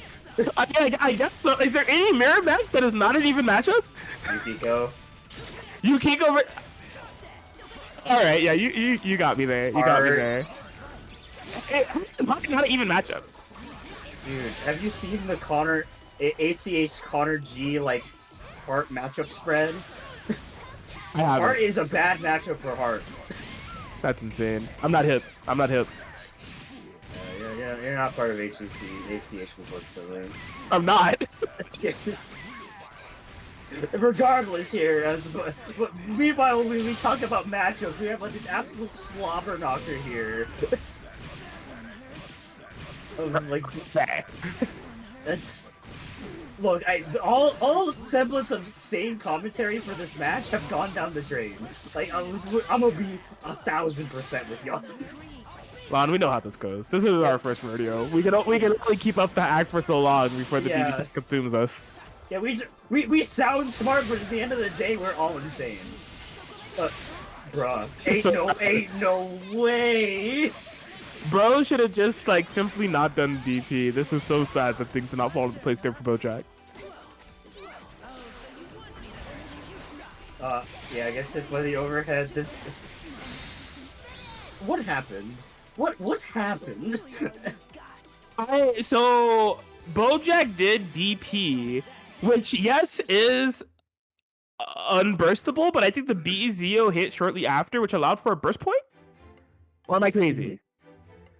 I think that's how it was, because like the way DPs work is that they're all unburstable, but if at any point in time that they get hit by an external move, whether it's an assist or something from active swap, they will turn back into a burstable state, and you're still the DP. And especially with how committal as DP is, it's definitely a prime opportunity to sniff out those mistakes. Like at worst, you hit the burst and you burst your other character, and then at best, you get a punish.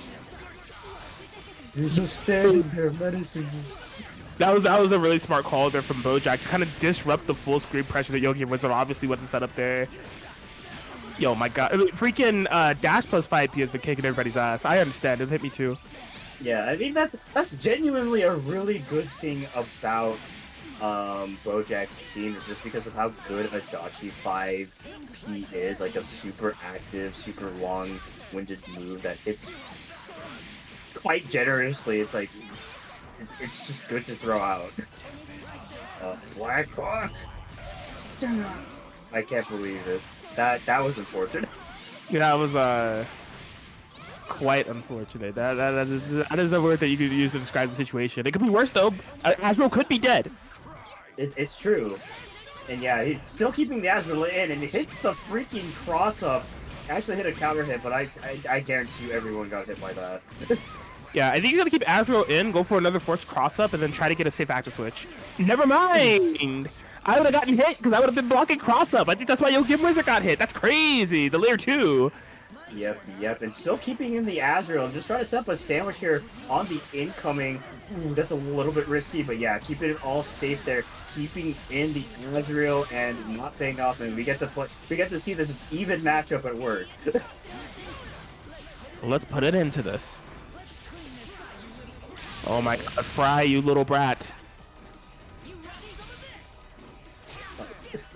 I hate it. I hate Adachi mirrors.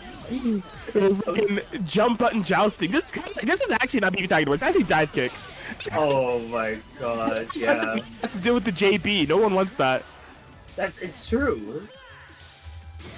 Like that freaking JB, even though it's not like a actual dive kick move, it's about as big as one and it hits like one.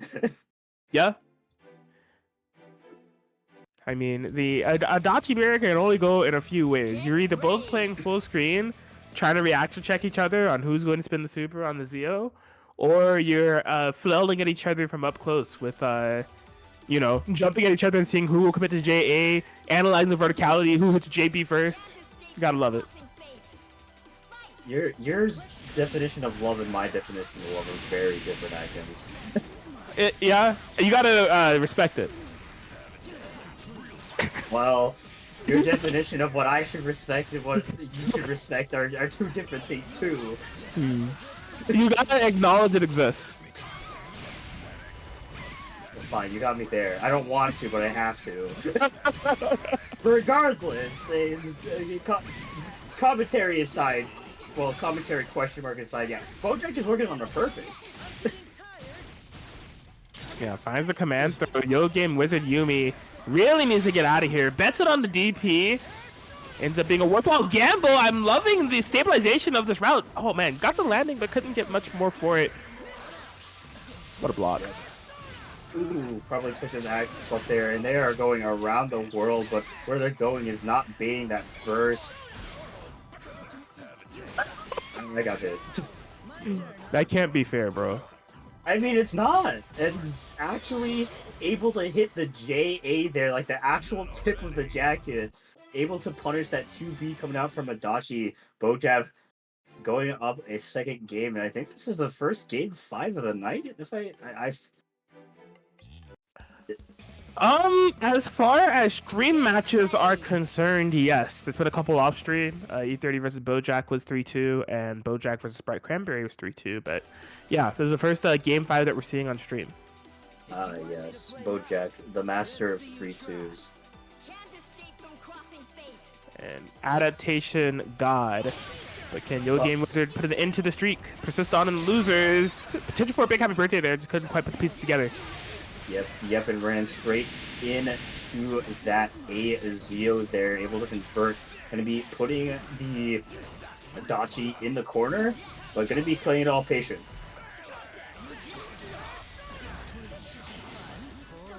Oh, yep, burst 6 off the active switch. Where is she diving? Into the depths of hell, the pits of despair, the corner. Get me out of here. Spending a lot of push blocks there. Ooh, keep it all burst safe there with the DP. Recognizing the super wouldn't kill, so goes for the safer and better option, but finds a way to burst out of the situation there during that B-Zeo setup. Still a pretty healthy Adachi, but gonna have to be careful about how they call Yumi in the back and just go straight into the throw, but drops the combo. Yeah, at least having the growlers there. We see Bojack throwing out so many JBs with Adachi. Does finally make contact on this Azure to swing things in her favor a little bit more. Again, a lot of meter spent on push blocks, so the damage done here, not too much. You're talking just 6k meterless. Oh, no! Bruh. I mean, can you... Be honest. Can you get mad at Adachi for that, or do you get mad at Persona characters for? No, you get mad at Persona characters for that, bro. Yeah, That's JC right there. Look, I'm gonna get mad at Adachi because I have my reasons. Are they good reasons? No, but they are reasons. Dude, I'm not gonna lie, that might be game-changing, game-turning, Yo Game Wizard favoring through and through. It's solo Adachi fighting for the honor of Bojack's duo, sniped by that 5B and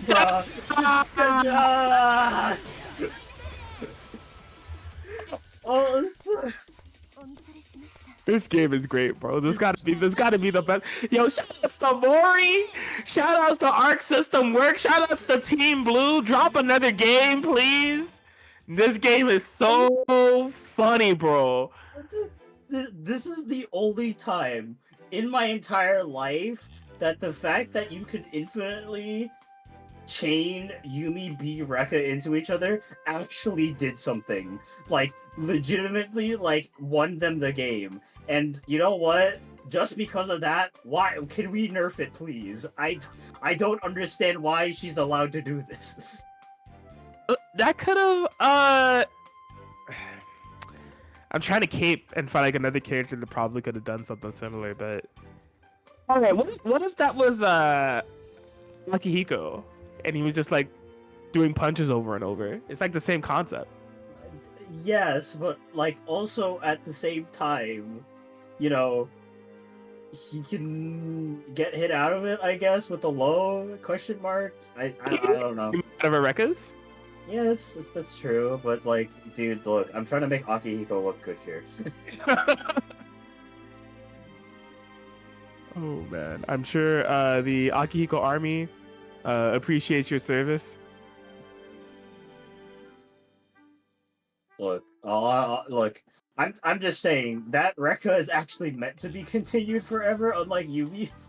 Like real talk, like it's really weird how that Yumi B Rekka does get to continue forever, which I think is more of a carryover from how it works in actual Senran Kagura, and that's the only reason why it was designed like that. Because I feel like if the flavor wasn't in mind, Arctis definitely would have been like, yeah, let's stop it after the fourth one.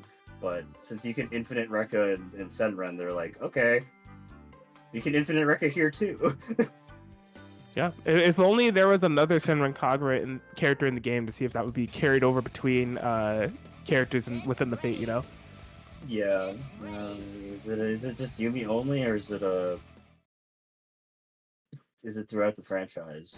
Who knows? But regardless, we're going to be moving on to our winners finals match: Yofei Scrub versus Sykes. Yes, sir. Yo Fave Scrub going to stay on that wall. Makava, see what Sykes has to say about it with that patented Adachi Ruby.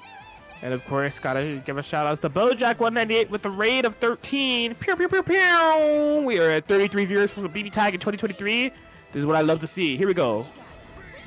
Yep, and we're gonna be starting off here with the Yo Fave Scrub getting our favorite load there, that walled 2A. Gonna be getting that corner positioning, I'm assuming. Yeah, just going to be getting that empty jump grab, and we are in the grappler mix here. Going to be bursting that situation, but not keeping it all burst safe, and Sykes baiting the DP. Excellent way to get going here.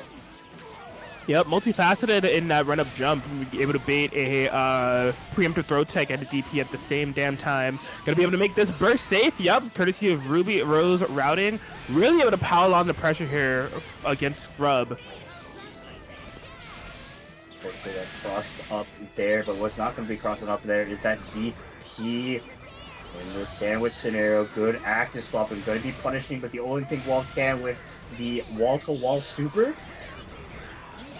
Yeah, I'm kind of seeing the strength of this team in terms of just like calling that wall 6P, flying over from Merkava to enforce the block stun, and then once the wall 6P comes out again, flying it yet again to force the sandwich and then threaten a 50-50 from there. That's quite annoying. Like, Yeah. That does seem very annoying to deal with.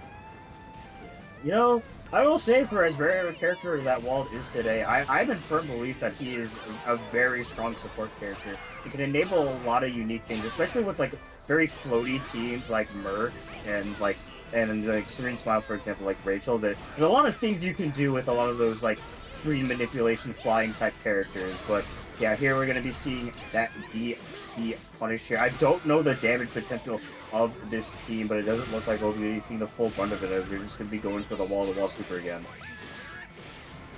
Yeah, this is looking like it is Ripperino's Pepperino here for Sykes in this game one. As Yo Fave Scrub looking good, looking good. It's interesting to see kind of like the full scope of this team kind of take shape, because in the previous victory that Yo Fave Scrub got, some of the things that they're setting up just like simply weren't going to happen against Adachi Yumi when they were playing against Yoma Game Wizard, right? So when it comes to like, you know, being able to freely call Waldstein in neutral and then fly over with Merkava and then set up the sandwich, it's kind of putting into perspective, one, what this team is capable of with less full screen control, but two, what Sykes needs to do in order to make sure this team doesn't get to play. So they have Adachi, they have Ruby. There are some screen sweeping techniques you can do in terms of Azure and her gun blast in order to keep teams like that in check. We'll see if they come to the equation here within this game too. Yeah. He's slapping with a 5-8. So I'm not ready for it actually just hit, but regardless, going to be swapping back into the Adachi. Wallstein slowly inching closer, and I mentioned before with the last match that Fate Scrub played against an Adachi, he really wants to maintain this mid-screen game, and yeah, see, like, even if they set up a BZ in your face, Wallstein definitely has the options to kind of counteract it with that 236A, so even though Wallstein kind of gets screwed over the full-screen game, that mid-screen, you got to be careful. Oh man, amazing block on that first cross-up Azio. Can't get a full punish. Ruby is not active anymore on the cross combo, but Sykes is really doing a good job of maintaining the momentum here. Yep. And just going very in and out, like just a very back and forth type of play style coming out from Sykes. Just, I think playing it right, not trying to like play into Wald's ideal game, but unfortunately made a little bit of a misstep there and will be losing the Adachi for it. But regardless. Man, yeah, Scrub just started throwing out way more buttons. There is literally a JB that not only counter hit Ruby out the air, but it also nullified Adachi 6B. So I think Sykes will have to cope with the fact that they can't throw things as liberally in the mid range against Waldstein, because a lot of BZO's been getting clipped. Yeah. Ooh, very surprised about no super there, but the DP somehow managing to hit. In terms of damage, not a super, well... You're crazy. Look, if I had a nickel for every time a Ruby player did that tonight, I'd have like 4, but it's a bit much. Oh my gosh, doing the stabilization here. Yeah, tag it to Merkava. Flippity, flip. Boom. I love that super. It's so raw, but like so comedic at the same time. Yeah, it looks really odd. I feel the same because Eltonum has a similar style move in Uni where she does the flippity flip into the slam. Like, it just seems excessive. Like, and it doesn't seem efficient at all. Like, why are you using that much effort to hurt your opponent? Like, can you just kick them? You know? I mean, Eltonum has a gun. You can just shoot him. Merkava is an unseen entity of chaos. You can just smack him. No, we gotta do these like fancy acrobatic flips. Man, he's got to use those noodle arms for something. Zam. Yo, Fave Scrobbert. 2-0, 1 game away from Grand Finals. Yep, unopposed so far here, but the 5C, he's definitely going to be blunted. A really smart Magatsu Mangala there, recognizing that there was a jump in play and just went for the funny infinite vertical range move. I didn't know what side that was going to hit on. Yeesh. Mad corner carry straight off the command throw, active switch. Yup, we're going high. Baiting out the burst. Things are just going from bad to worse here for Sykes. Yep, and locked into a sandwich positioning. Don't even know where Ruby is, but excellent defense in that entire situation. Going to be opting to try to punish that noodly arm move. I don't know what it's called. It's just the noodly arm move. The noodly arm move. The pinnacle of BB commentary. But I'm spitting though. It is the noodly arm move. Sure, I don't know the name of it or the notation, so that's what I would call it too, to be quite honest. Yeah, like, dude, just because we're commentators doesn't mean we actually know notations. Like, Hard, bro. Oh my god. Welcome to the fight back situation. There's no fight to be had. Oh, there's no combo to be had there from Scrub. yep, Adachi's still in the back, but gonna be getting a little bit of a trade there. Ultimately, I think in Scrub's favor, allowing them to get this very full health Merkava in. Gets sniped with the 5P, but not ready for the conversion. Man, jumps back, doesn't even try to tag the wall stand on the punish, was too afraid of Merkava's presence right in front of them. Man, is there just like a lot of back and forth going on here to where like it does feel like YoFei Scrub has to chase down Sykes, but it doesn't feel like Sykes is really setting up anything worthwhile. They're just getting nickel and diming on the hits here against YoFei Scrub. We're actually in Rampage time where Scrub has full locked and loaded bar. They've been able to just defend against anything that Sykes throws at them. Yes, and I think the life total definitely showing that Sykes got to be really careful about how he navigates the situation. Going to be going in with the super, and yeah, the nuclear arm going to be getting the punish there on the Ruby. Level 4 Resonance Adachi will not be being used as YoFei Scrub takes it 3-0 after that. That felt like a reverse hit 5A. It might have been. That move is obscene. That move is like deceptively good. It's like it feels so weak, and like you think the hitbox would only be in front of him, but he becomes the hitbox. It's hard to have a response to a fighting game character just simply becoming the hitbox, like especially on the animation so subtle. Yeah, it can definitely be a little awkward to have to deal with. It's a surprisingly good anti-air that I feel like a lot of people tend to disrespect, and I'm included. I always feel like, yeah, I can jump in on Merkava. His anti-air isn't good. Get smacked. Bonk. But yeah, YoFei Scrub in the grand finals, guaranteed top 2. And I gotta imagine at this point, they'll be guaranteed top of the leaderboards at the conclusion of this tournament. Barring something insane happening. Looking at the leaderboard, I guess if Bojack is able to like work their way back in and like end up winning the tournament with the reset, they could really shake up the leaderboard in a significant way. Yeah, but essentially, if YoFei Scrub's going to be in the top 1 or top 2 territory, I think they're going to overtake and be within the top 1, top 2 territory of the overall circuit in itself. It's just a matter of if they'll be in first place or second place based off how the rest of this kind of shapes out here for Masters of the Azure. Yep. Definitely excited for the SoCal boy to make it in there, but we still got some other great contenders up to bat for that. So yeah, we'll see how this next game, Yo Game Wizard versus Wii Kondo, plays out. Yeah, I mean, like, I don't have to speak for Mans. I think Mans is trashed on both these characters in the chat already. Wii Kondo's not a fan of the Adachi or the Yumi, right? I would imagine that they're definitely not a fan of them together. They can confirm or deny if they'd like within the chat itself if they want to. But yeah, they're about to face their worst nightmare in the form of Yo Game Wizard, right? The dynamic duo going to be reigning supreme, definitely shutting down the skies, AZOs all day in order to make sure Heart cannot operate. You could backcombing all you'd like, try to make it happen. Why did Wii Kondo and Rialzo join at the exact same time with the exact same team locked in?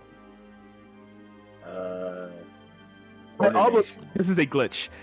Yeah, no, that's gotta be a bug. What the fuck is happening? That was really weird. All right, there we go. Okay. That was. Y'all take your meds today.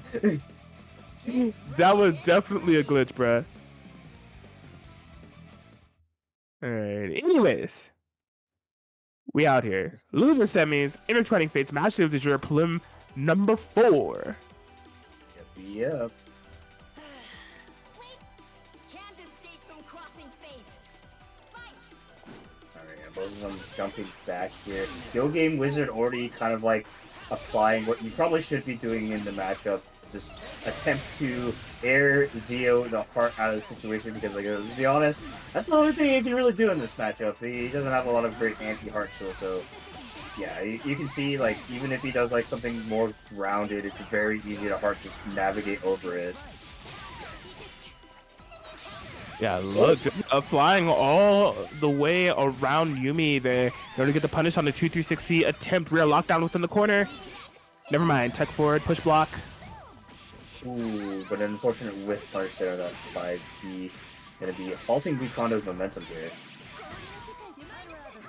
Oh, they just Azure's in the back. Can't quite get the pickup. Maybe would have led to a kill if it did make contact with that Adachi, but it's still a dead Yumi. Gets the active switch hit. That's an overhead. I always forget to. Pain. That was an extra large sip. Yeah, that's not a move you really see Azure players throw out raw because I mean, quite frankly, it's not great too.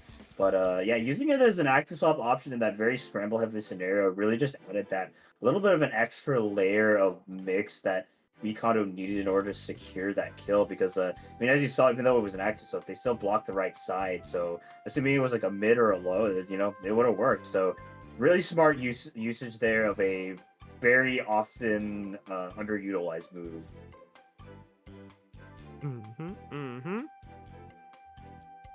Yeah, see if this momentum will be able to continue here for Wikondo. Surprisingly, the game plan we've seen them implement before of like flying around with Heart and calling the Azure assist on the approach has been working out moderately against Yo Game Wizard thus far. It could just be a matter of Yo Game Wizard kind of adapting to the angles and calls in order to shut out the space where Wikondo is in or where Wikondo is going. But yeah, it's been like surprisingly effective thus far.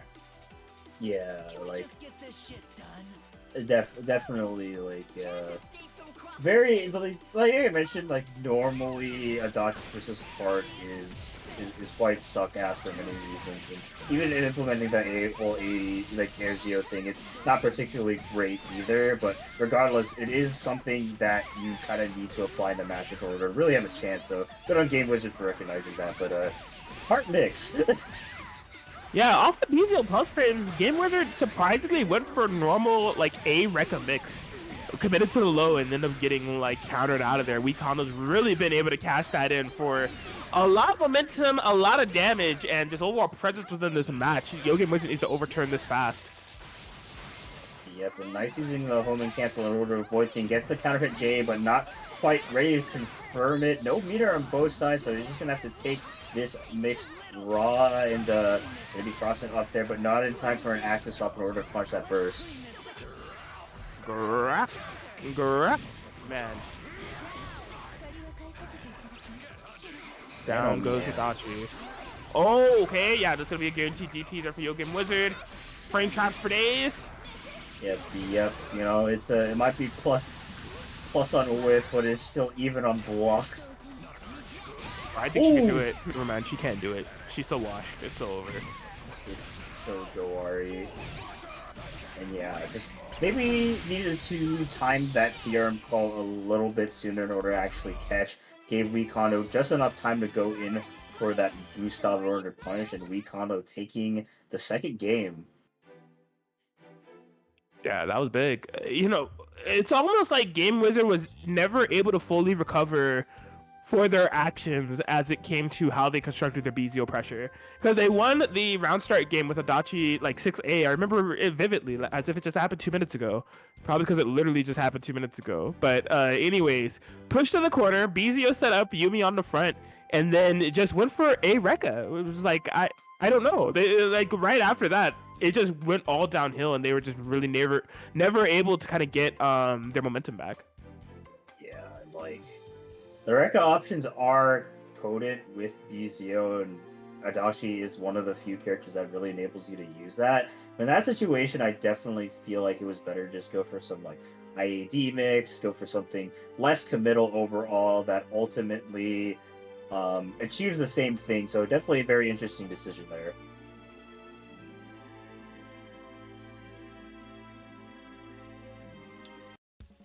Indeed. We're headed into the game 3 for Game Wizard and Wikondo. Yep.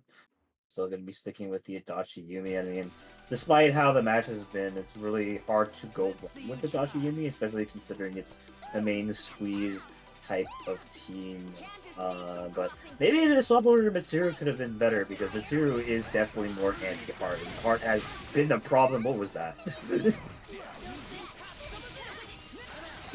I'm not responding because I don't have an answer.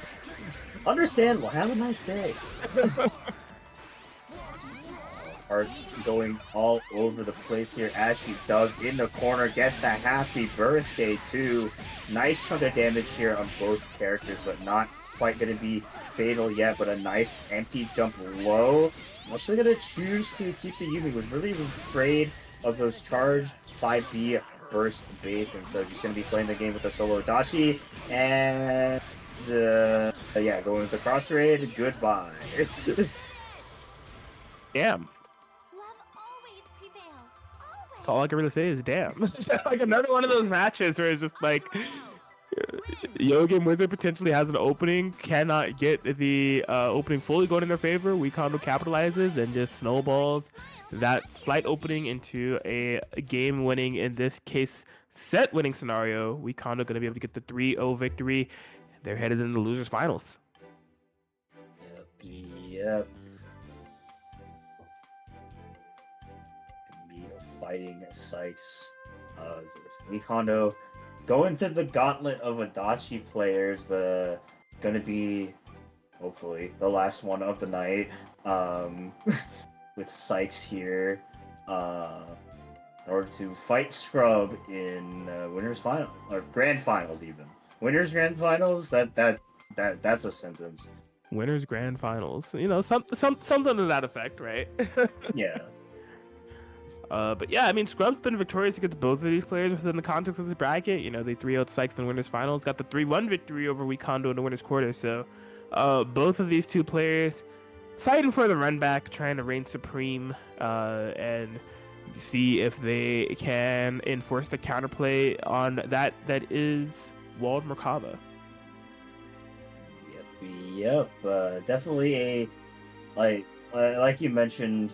It's a team that you haven't really saw that much, and it's just like he's kind of cooking with it, like placing against a lot of matchups that I wouldn't expect him to be so comfortable in, like any Adachi matchups, but just really has a really good understanding on how to play to Wall's strengths and really force the Adachi players to adapt or die in the matchup, because it's more than doable for Adachi to just, you know, space out Walled in such a way and just avoid Walled entirely and just force him to play the full screen game. But it's been really difficult for any of those Adachi players to really do anything. So yeah, it's insane stuff from Scrub tonight. But that's neither here nor there. It'll be in the future, as Wekondo versus Sykes is what we have up next. Absolutely, they're getting ready to slug it out. Shout outs to Nepgear for doing the exclamation point Match Reno command, pulling out that lovely Match Reno that is for the entire series. Yes, this is for the finals that will be happening on December 17th. There is well over $500 within the pot. Y'all have used all the codes, so that's fantastic. $512.50 going to be split amongst participants for those finals. That's what they're all fighting for, a chance to get a slice of the pie. Let's see who can inch closer to that between these two players, Wekondo and Sykes, which I thought would be an interesting one. Wekondo, a lot of the fancy footwork and air mobility that we saw against Game Wizard will come into play here against another Adachi. But Sykes has been shown to be able to put stop signs to similar play styles in the past, so see if they have one more in them for the present.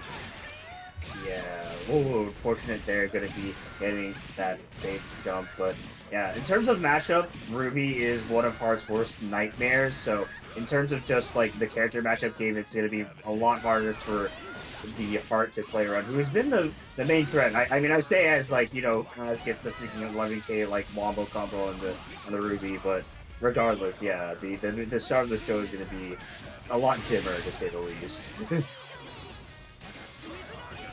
Yeah, Ruby. You can see Sykes still trying to potentially set it up. Does not fully commit to the active switch. That's one thing you got to be careful about. Growler as a counterplay to Zio coming into play here from Wekondo. Yeah, but unfortunately, did it too early on the Growler, was not ready. Ooh, Heart sniping that Ruby in the back. A lot of characters are quite low here, but does the raw swap over into Heart, working out here, is able to zoom straight into the Adachi. 4 bars on deck, I think this is a kill. Looks like it. Double super Adachi going down with the solo Ruby here for Sykes. I'll never forgive you. Run up DP. I love it. That's the energy. Oh, run up super too. And yeah, as one of the characters in the game that can get a punish on that without the push block, and Sykes gonna be going down again. You know, if Sykes just committed to the idea of run up invincible maneuver full stop and then run up super instead of run up DP the first time, they might have killed Azure. Maybe. It might have happened. It might have happened.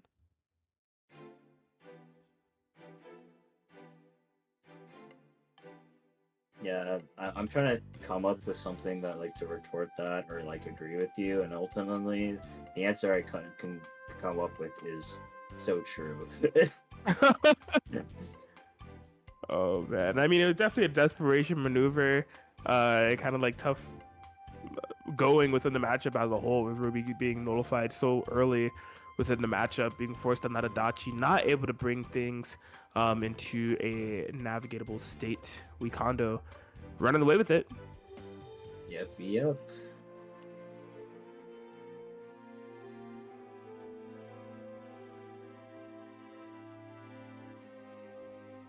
I'll be waiting them to ready up, whatever that may be.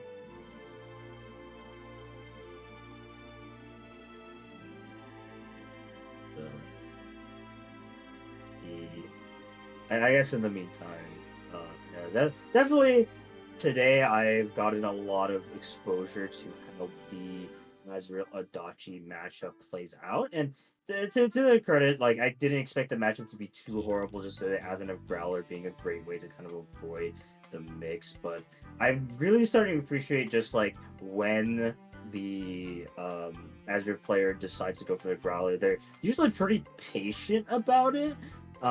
Usually don't try to Growler like predicted Azure, because it's really hard to react to that. Just trying to go for those safe ones, just really abuse that tool in order to safely get a lot of situations, because at the end of the day, you don't want to get hit by the Azio, because that is a opportunity to get hit for a safe Bzio setup, regardless of what character you are, besides like the ABK characters or like any DP or counter DP characters. So very like I want to talking for like Wikondo and Bojack, like definitely been noticing a lot of that, and it's been something that it's been difficult for the other Adachi players to really, I feel like, fully deal with, because a lot of times it's just like, yeah, they set up the Bzio and they see the Growler come out and it's just like, oh well, oh crap, I guess I just have to return to neutral and do all that again. There hasn't been a lot of like innate counterplay to that type of setup. So I'm interested to see here, especially at the end of the night, if Sykes can potentially optimize and try to figure out a way to snuff out that option from the Azure players. But as always, it's probably easier said than done. Yeah, I mean, no, it's a good observation. I've been kind of noticing that as well. Just the strain that Growler kind of puts on the matchup for Adachi, just doing the Adachi thing, right? The only thing that kind of creates a similar presence would be like 9 Mirror, or potentially like 9214C even, but like most notably like 9 Mirror in terms of like direct counterplay. But the thing about that is that like it's instant. Like you just throw it out there, the reflect happens, and then boom, you either like get hit or you block it, and then that's the end of the interaction. Where it's like, you know, Azure is just straight up absorbing the entire damn thing. And then like there's no punish scenario afterwards, so it's just like this awkward thing of like this character that you're previously keeping in place and like maintaining a full screen distance against, you autopilot want to like go and get the pressure, but there's no pressure to be had. Now you're right up close next to him, it's time to party. You know? Yeah, it's definitely kind of a trap that Adachi might fall into in terms of this matchup, because I mean, like I said, the matchup isn't too horrible just because of Growler. I think Azure generally has like decent tools, not necessarily amazing tools to deal with Adachi, but like decent enough tools to at least put a dent into like the normal Adachi shenanigans. And it also plays as an assist too. Like very excellent 4P calls come out from Weak Hondo, just putting an extra additional level of pressure that like Adachi players maybe aren't used to. There it is, Weak Hondo heating up yet again. Really, more often than not, able to win on the early game exchanges. Sets up that sneaky, you know, dash plus 5P. We saw Bojack utilize that maneuver as well. A swing and miss with the DP, though, from Heart is going to come back to fight them. Yep, going to be getting that corner position here, as well as a relatively low Heart. Gets the sneaky command, or not command throw. Oh my god, imagine if Ruby had a command throw. No.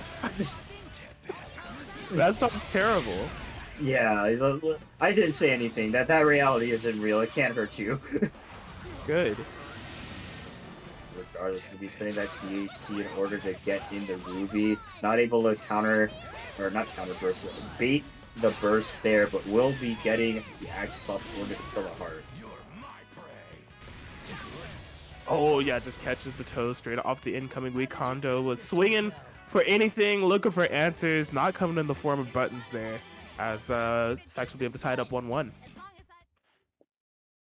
Yep, and definitely a bit of a scrambling game, I think, towards the beginning of that match, but at the end of the day, the Ruby shenanigans prevailed. It was wasn't really, like, because of just the nature of like how hard it has been used to set up, I definitely feel a bit more of a Ruby like focused game plan, which I mean is generally the point of the team, but a little bit less reliance on general Adachi support shenanigans, instead trying to utilize the big oppressiveness of the Ruby buttons alongside some of the more threatening Adachi assists, which is like Adachi as an assist character is very hard, I feel like, for Azure to deal with, because you can definitely punish Growler attempts with the 6P and just in general lock him down with that. The 5P hits very far and can definitely stuff out teleports, and 4P just a very solid anti-air assist to cover a lot of options. So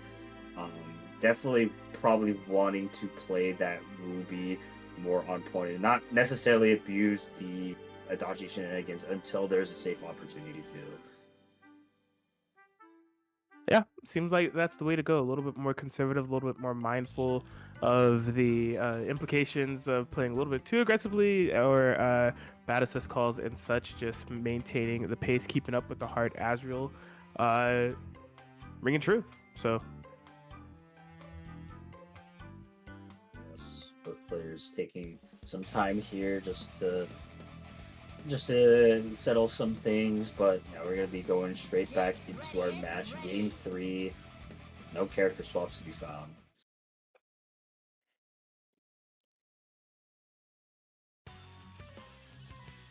Justice will be swift.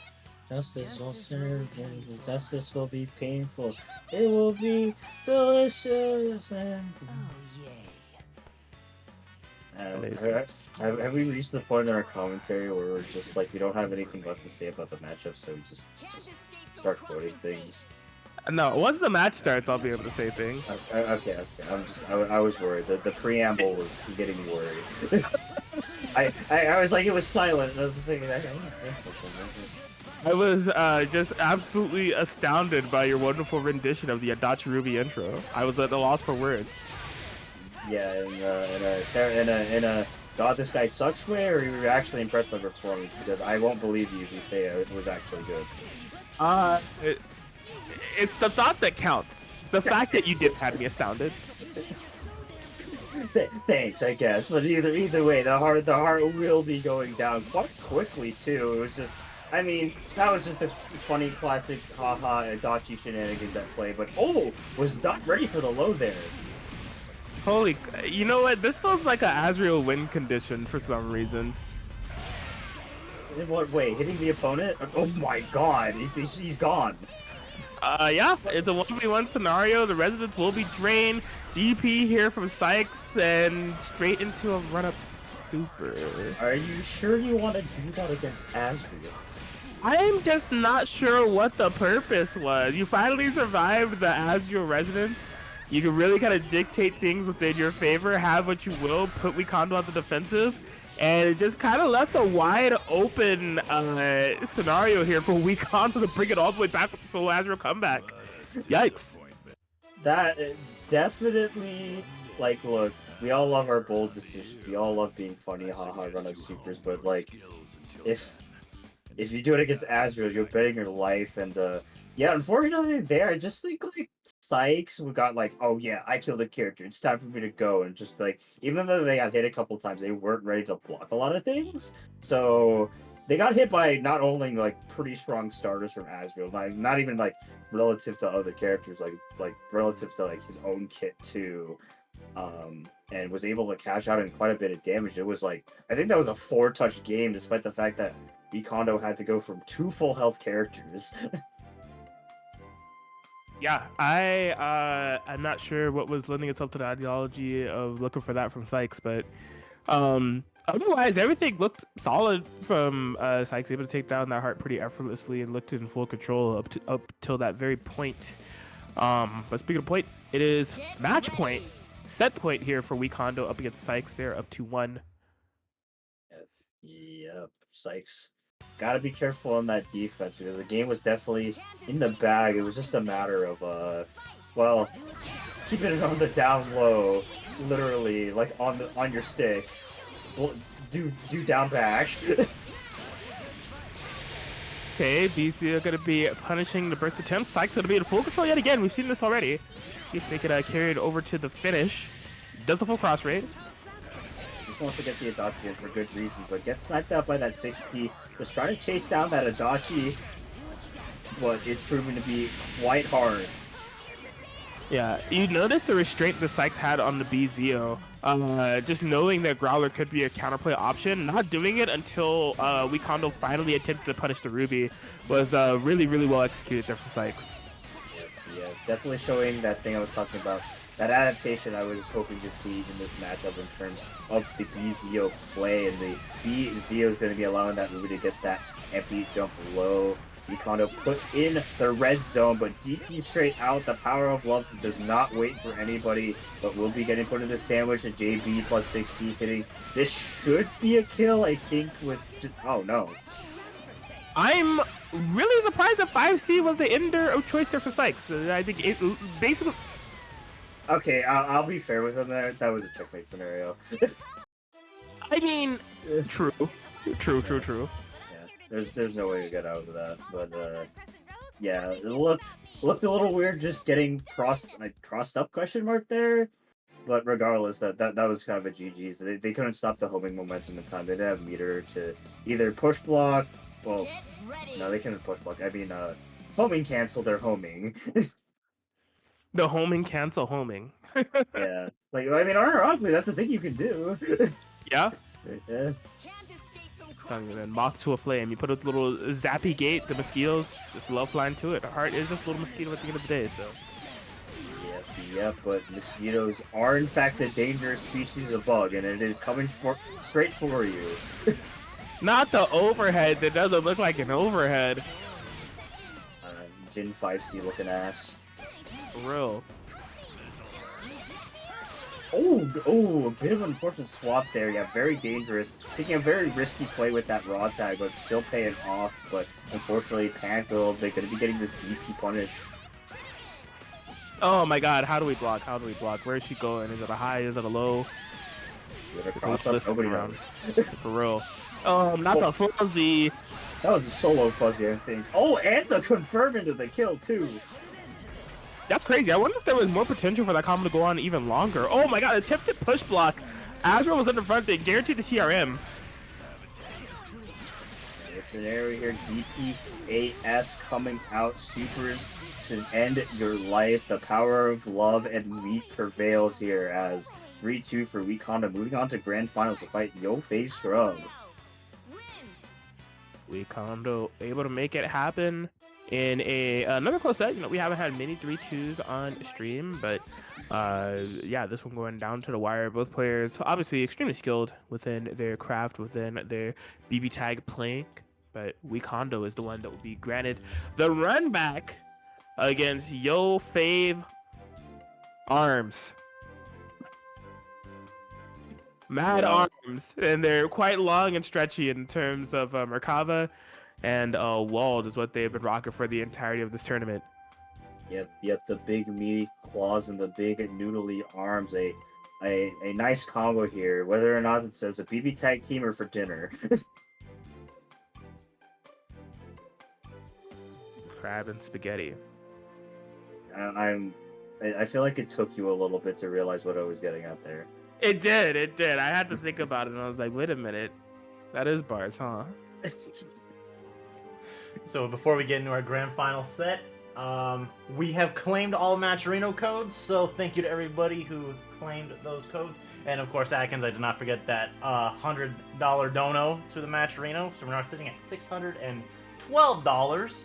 It's a pretty big hefty pot for some BB tag in 2023, I must say. So thank you to everybody who used the contribution codes and everyone who has donated. It's very much appreciated. And yeah, let's get this grand finals underway. I'm ready to rock and roll here. Hell yeah, let's get it. Thanks for noticing. You know, I said at the beginning of the circuit that I would be making a donation. Just the time has gotten away because I've been very busy. But it was on my mind here. I was just like, it's now or never with the way my life is going. So yeah, always happy to support. Always happy to be here. And it's been exciting commentating. And most of all, y'all reunited me with family. I'm on the mic with Lon Lily again. That's all I could ever ask for. That's the real prize. I'm the real winner. It doesn't matter who wins the grand finals. I won. Yo, for real. We win, boys. No, but in all seriousness, they're fighting for points. They're fighting for the glory. They're fighting for the dub here at Intertwining Fates Masters of the Azure Prelim 4. Again, this is a run back. They met earlier in the winter side.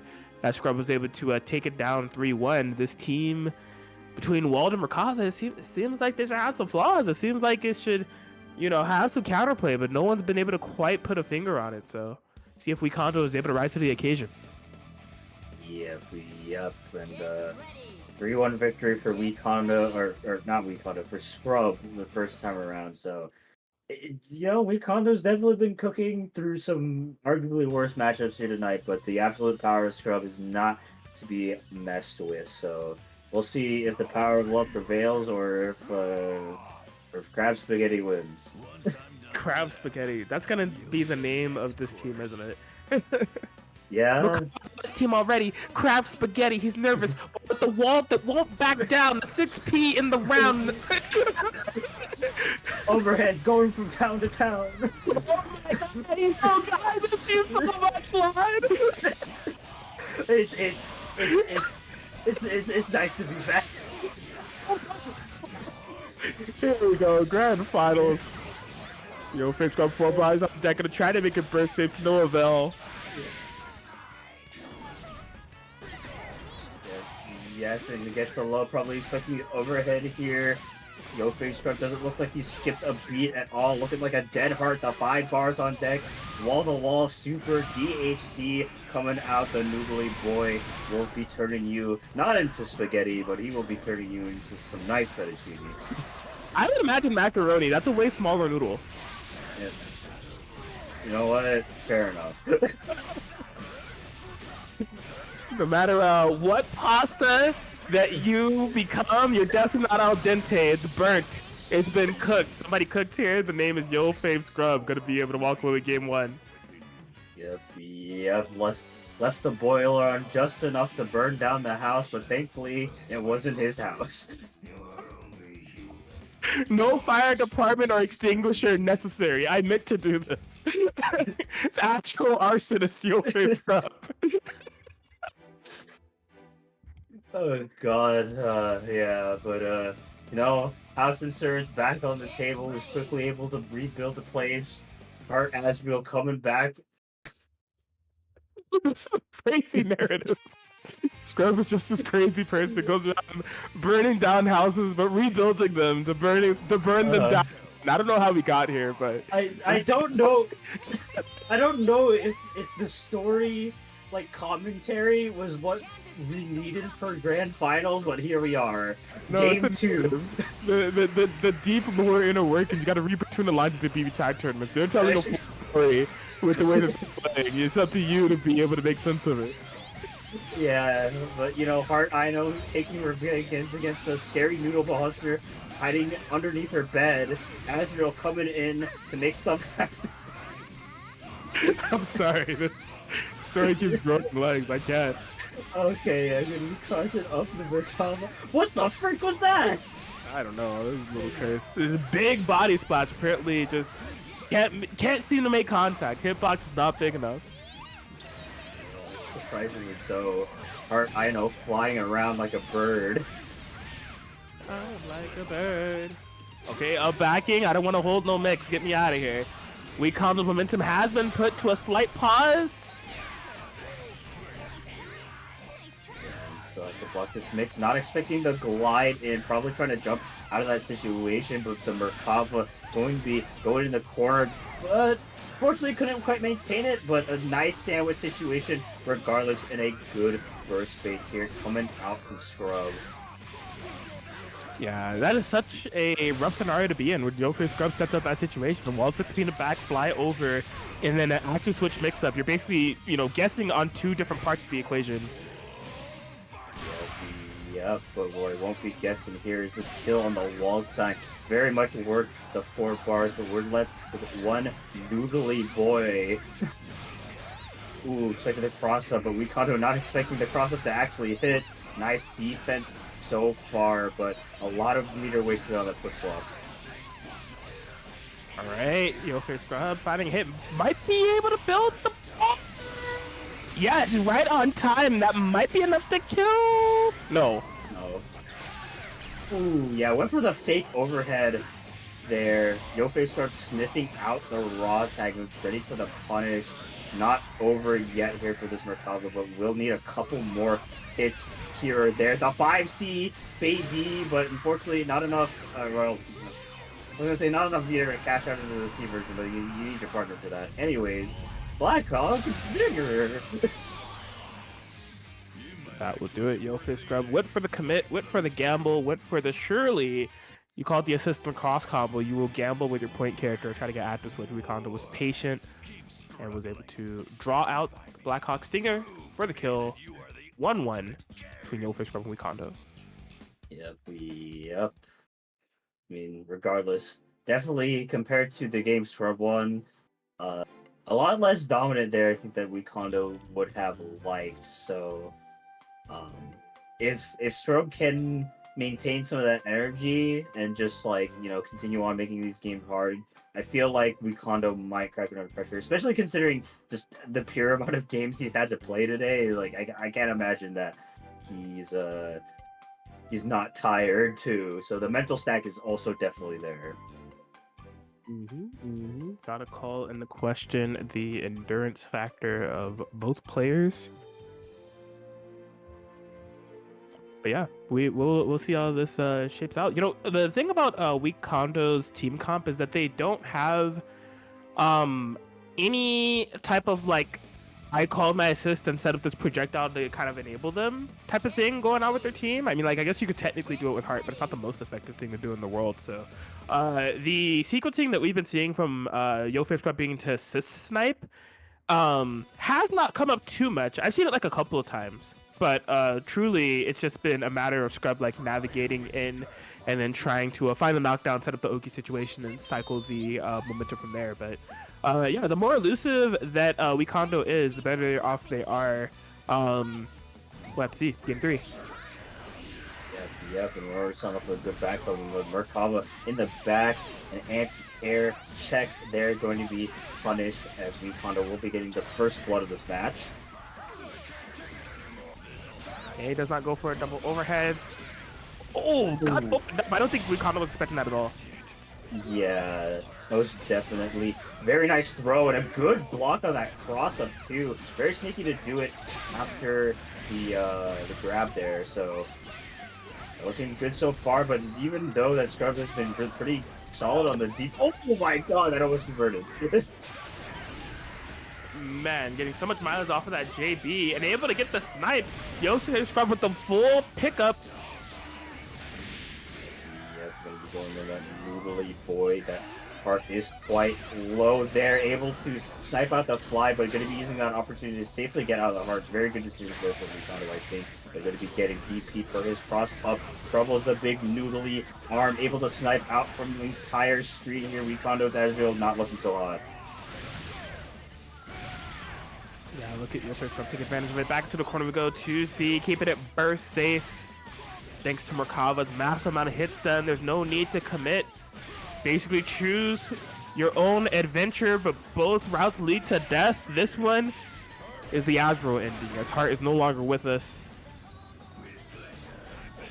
Yep. I definitely think between the two characters that Mikado would like to maintain the heart more, but maybe just made a miscalculation on the amount of damage Scrub could do. And regardless, though, this is. I don't think there are many other DPs in the game that would have won in that situation. I think that might be the only DP in the game that would have won in that situation. Like, dude, Merc DP is stupid. In any other scenario, with any other character doing that DP right there, they die. But Merkava being who they are, they were actually successful in terms of matching out the DP right then and there. That's insane. Simply the Merkava brain cell. Like he's well versed in the right type of noodles to throw out in terms of needing to do some type of DP punish. I like the headcanon lore that Merkava is just a master of noodles, and that like all of their attacks are noodle based attacks. Like they have the lasagna lunge, that's like the flight, right? And then the spaghetti scramble, that's when they like let their arms loose. We just gotta make up names for Merkava and have them all be pasta based. The Bucatini bonsai. I love that. I don't know what Bucatini is.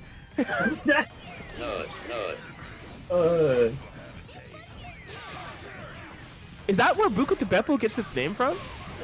I don't know. I think Bucatini is like a spaghetti S. It's like a long noodle spaghetti S thing. That's not linguine. Yeah, that's not linguine. Interesting. Maybe you're the noodle specialist. You seem to know a lot about noodles. Are you actually Merkava? Maybe. Yep, here. Heart, I am going to be going with the power of love. Did not want tomato sauce with her salad. I wouldn't want that either. That sounds disgusting. Yeah, well, that's what she got. That's why she's angry. They brought in Azrael, the angry uncle. Just why has tonight gotten so much worse when it comes to like the story of this grand final? I can't believe what is going on. You're doing it, all right? Like it's actually not me this time. I just like say a statement, and then the creative juices of Long Lily's brain runs wild. Like I'll be like, water is wet, and then Lana's like, yeah, and with that Heart, you know, a water type gym leader within the world of Blaze Blue Cross Battlemon is gonna be going up against. He's like, I don't know, man. You're one of a kind. Look, I have a special power, and that's called schizophrenia. Oh man. Well, it looks like, you know, Kondo has went to man, I can't think of another type. Orzo University to study the art of noodle, and it looks like they're ready to go as they have tied it up 2-2. We're in tournament point or reset point territory. Yeah. Who will be the master of the Azure? Yep. I mean, Yo-Face Scrub still looking like the macaroni menace that he was at the start of this tournament. I can't. Someone's gonna stop me, bro. you do indeed need to. I can't keep up. I'm like, you know, I am not that creatively inclined. You know, I'm just here to say what's going on the screen. I can't speak what's going on in my mind. man.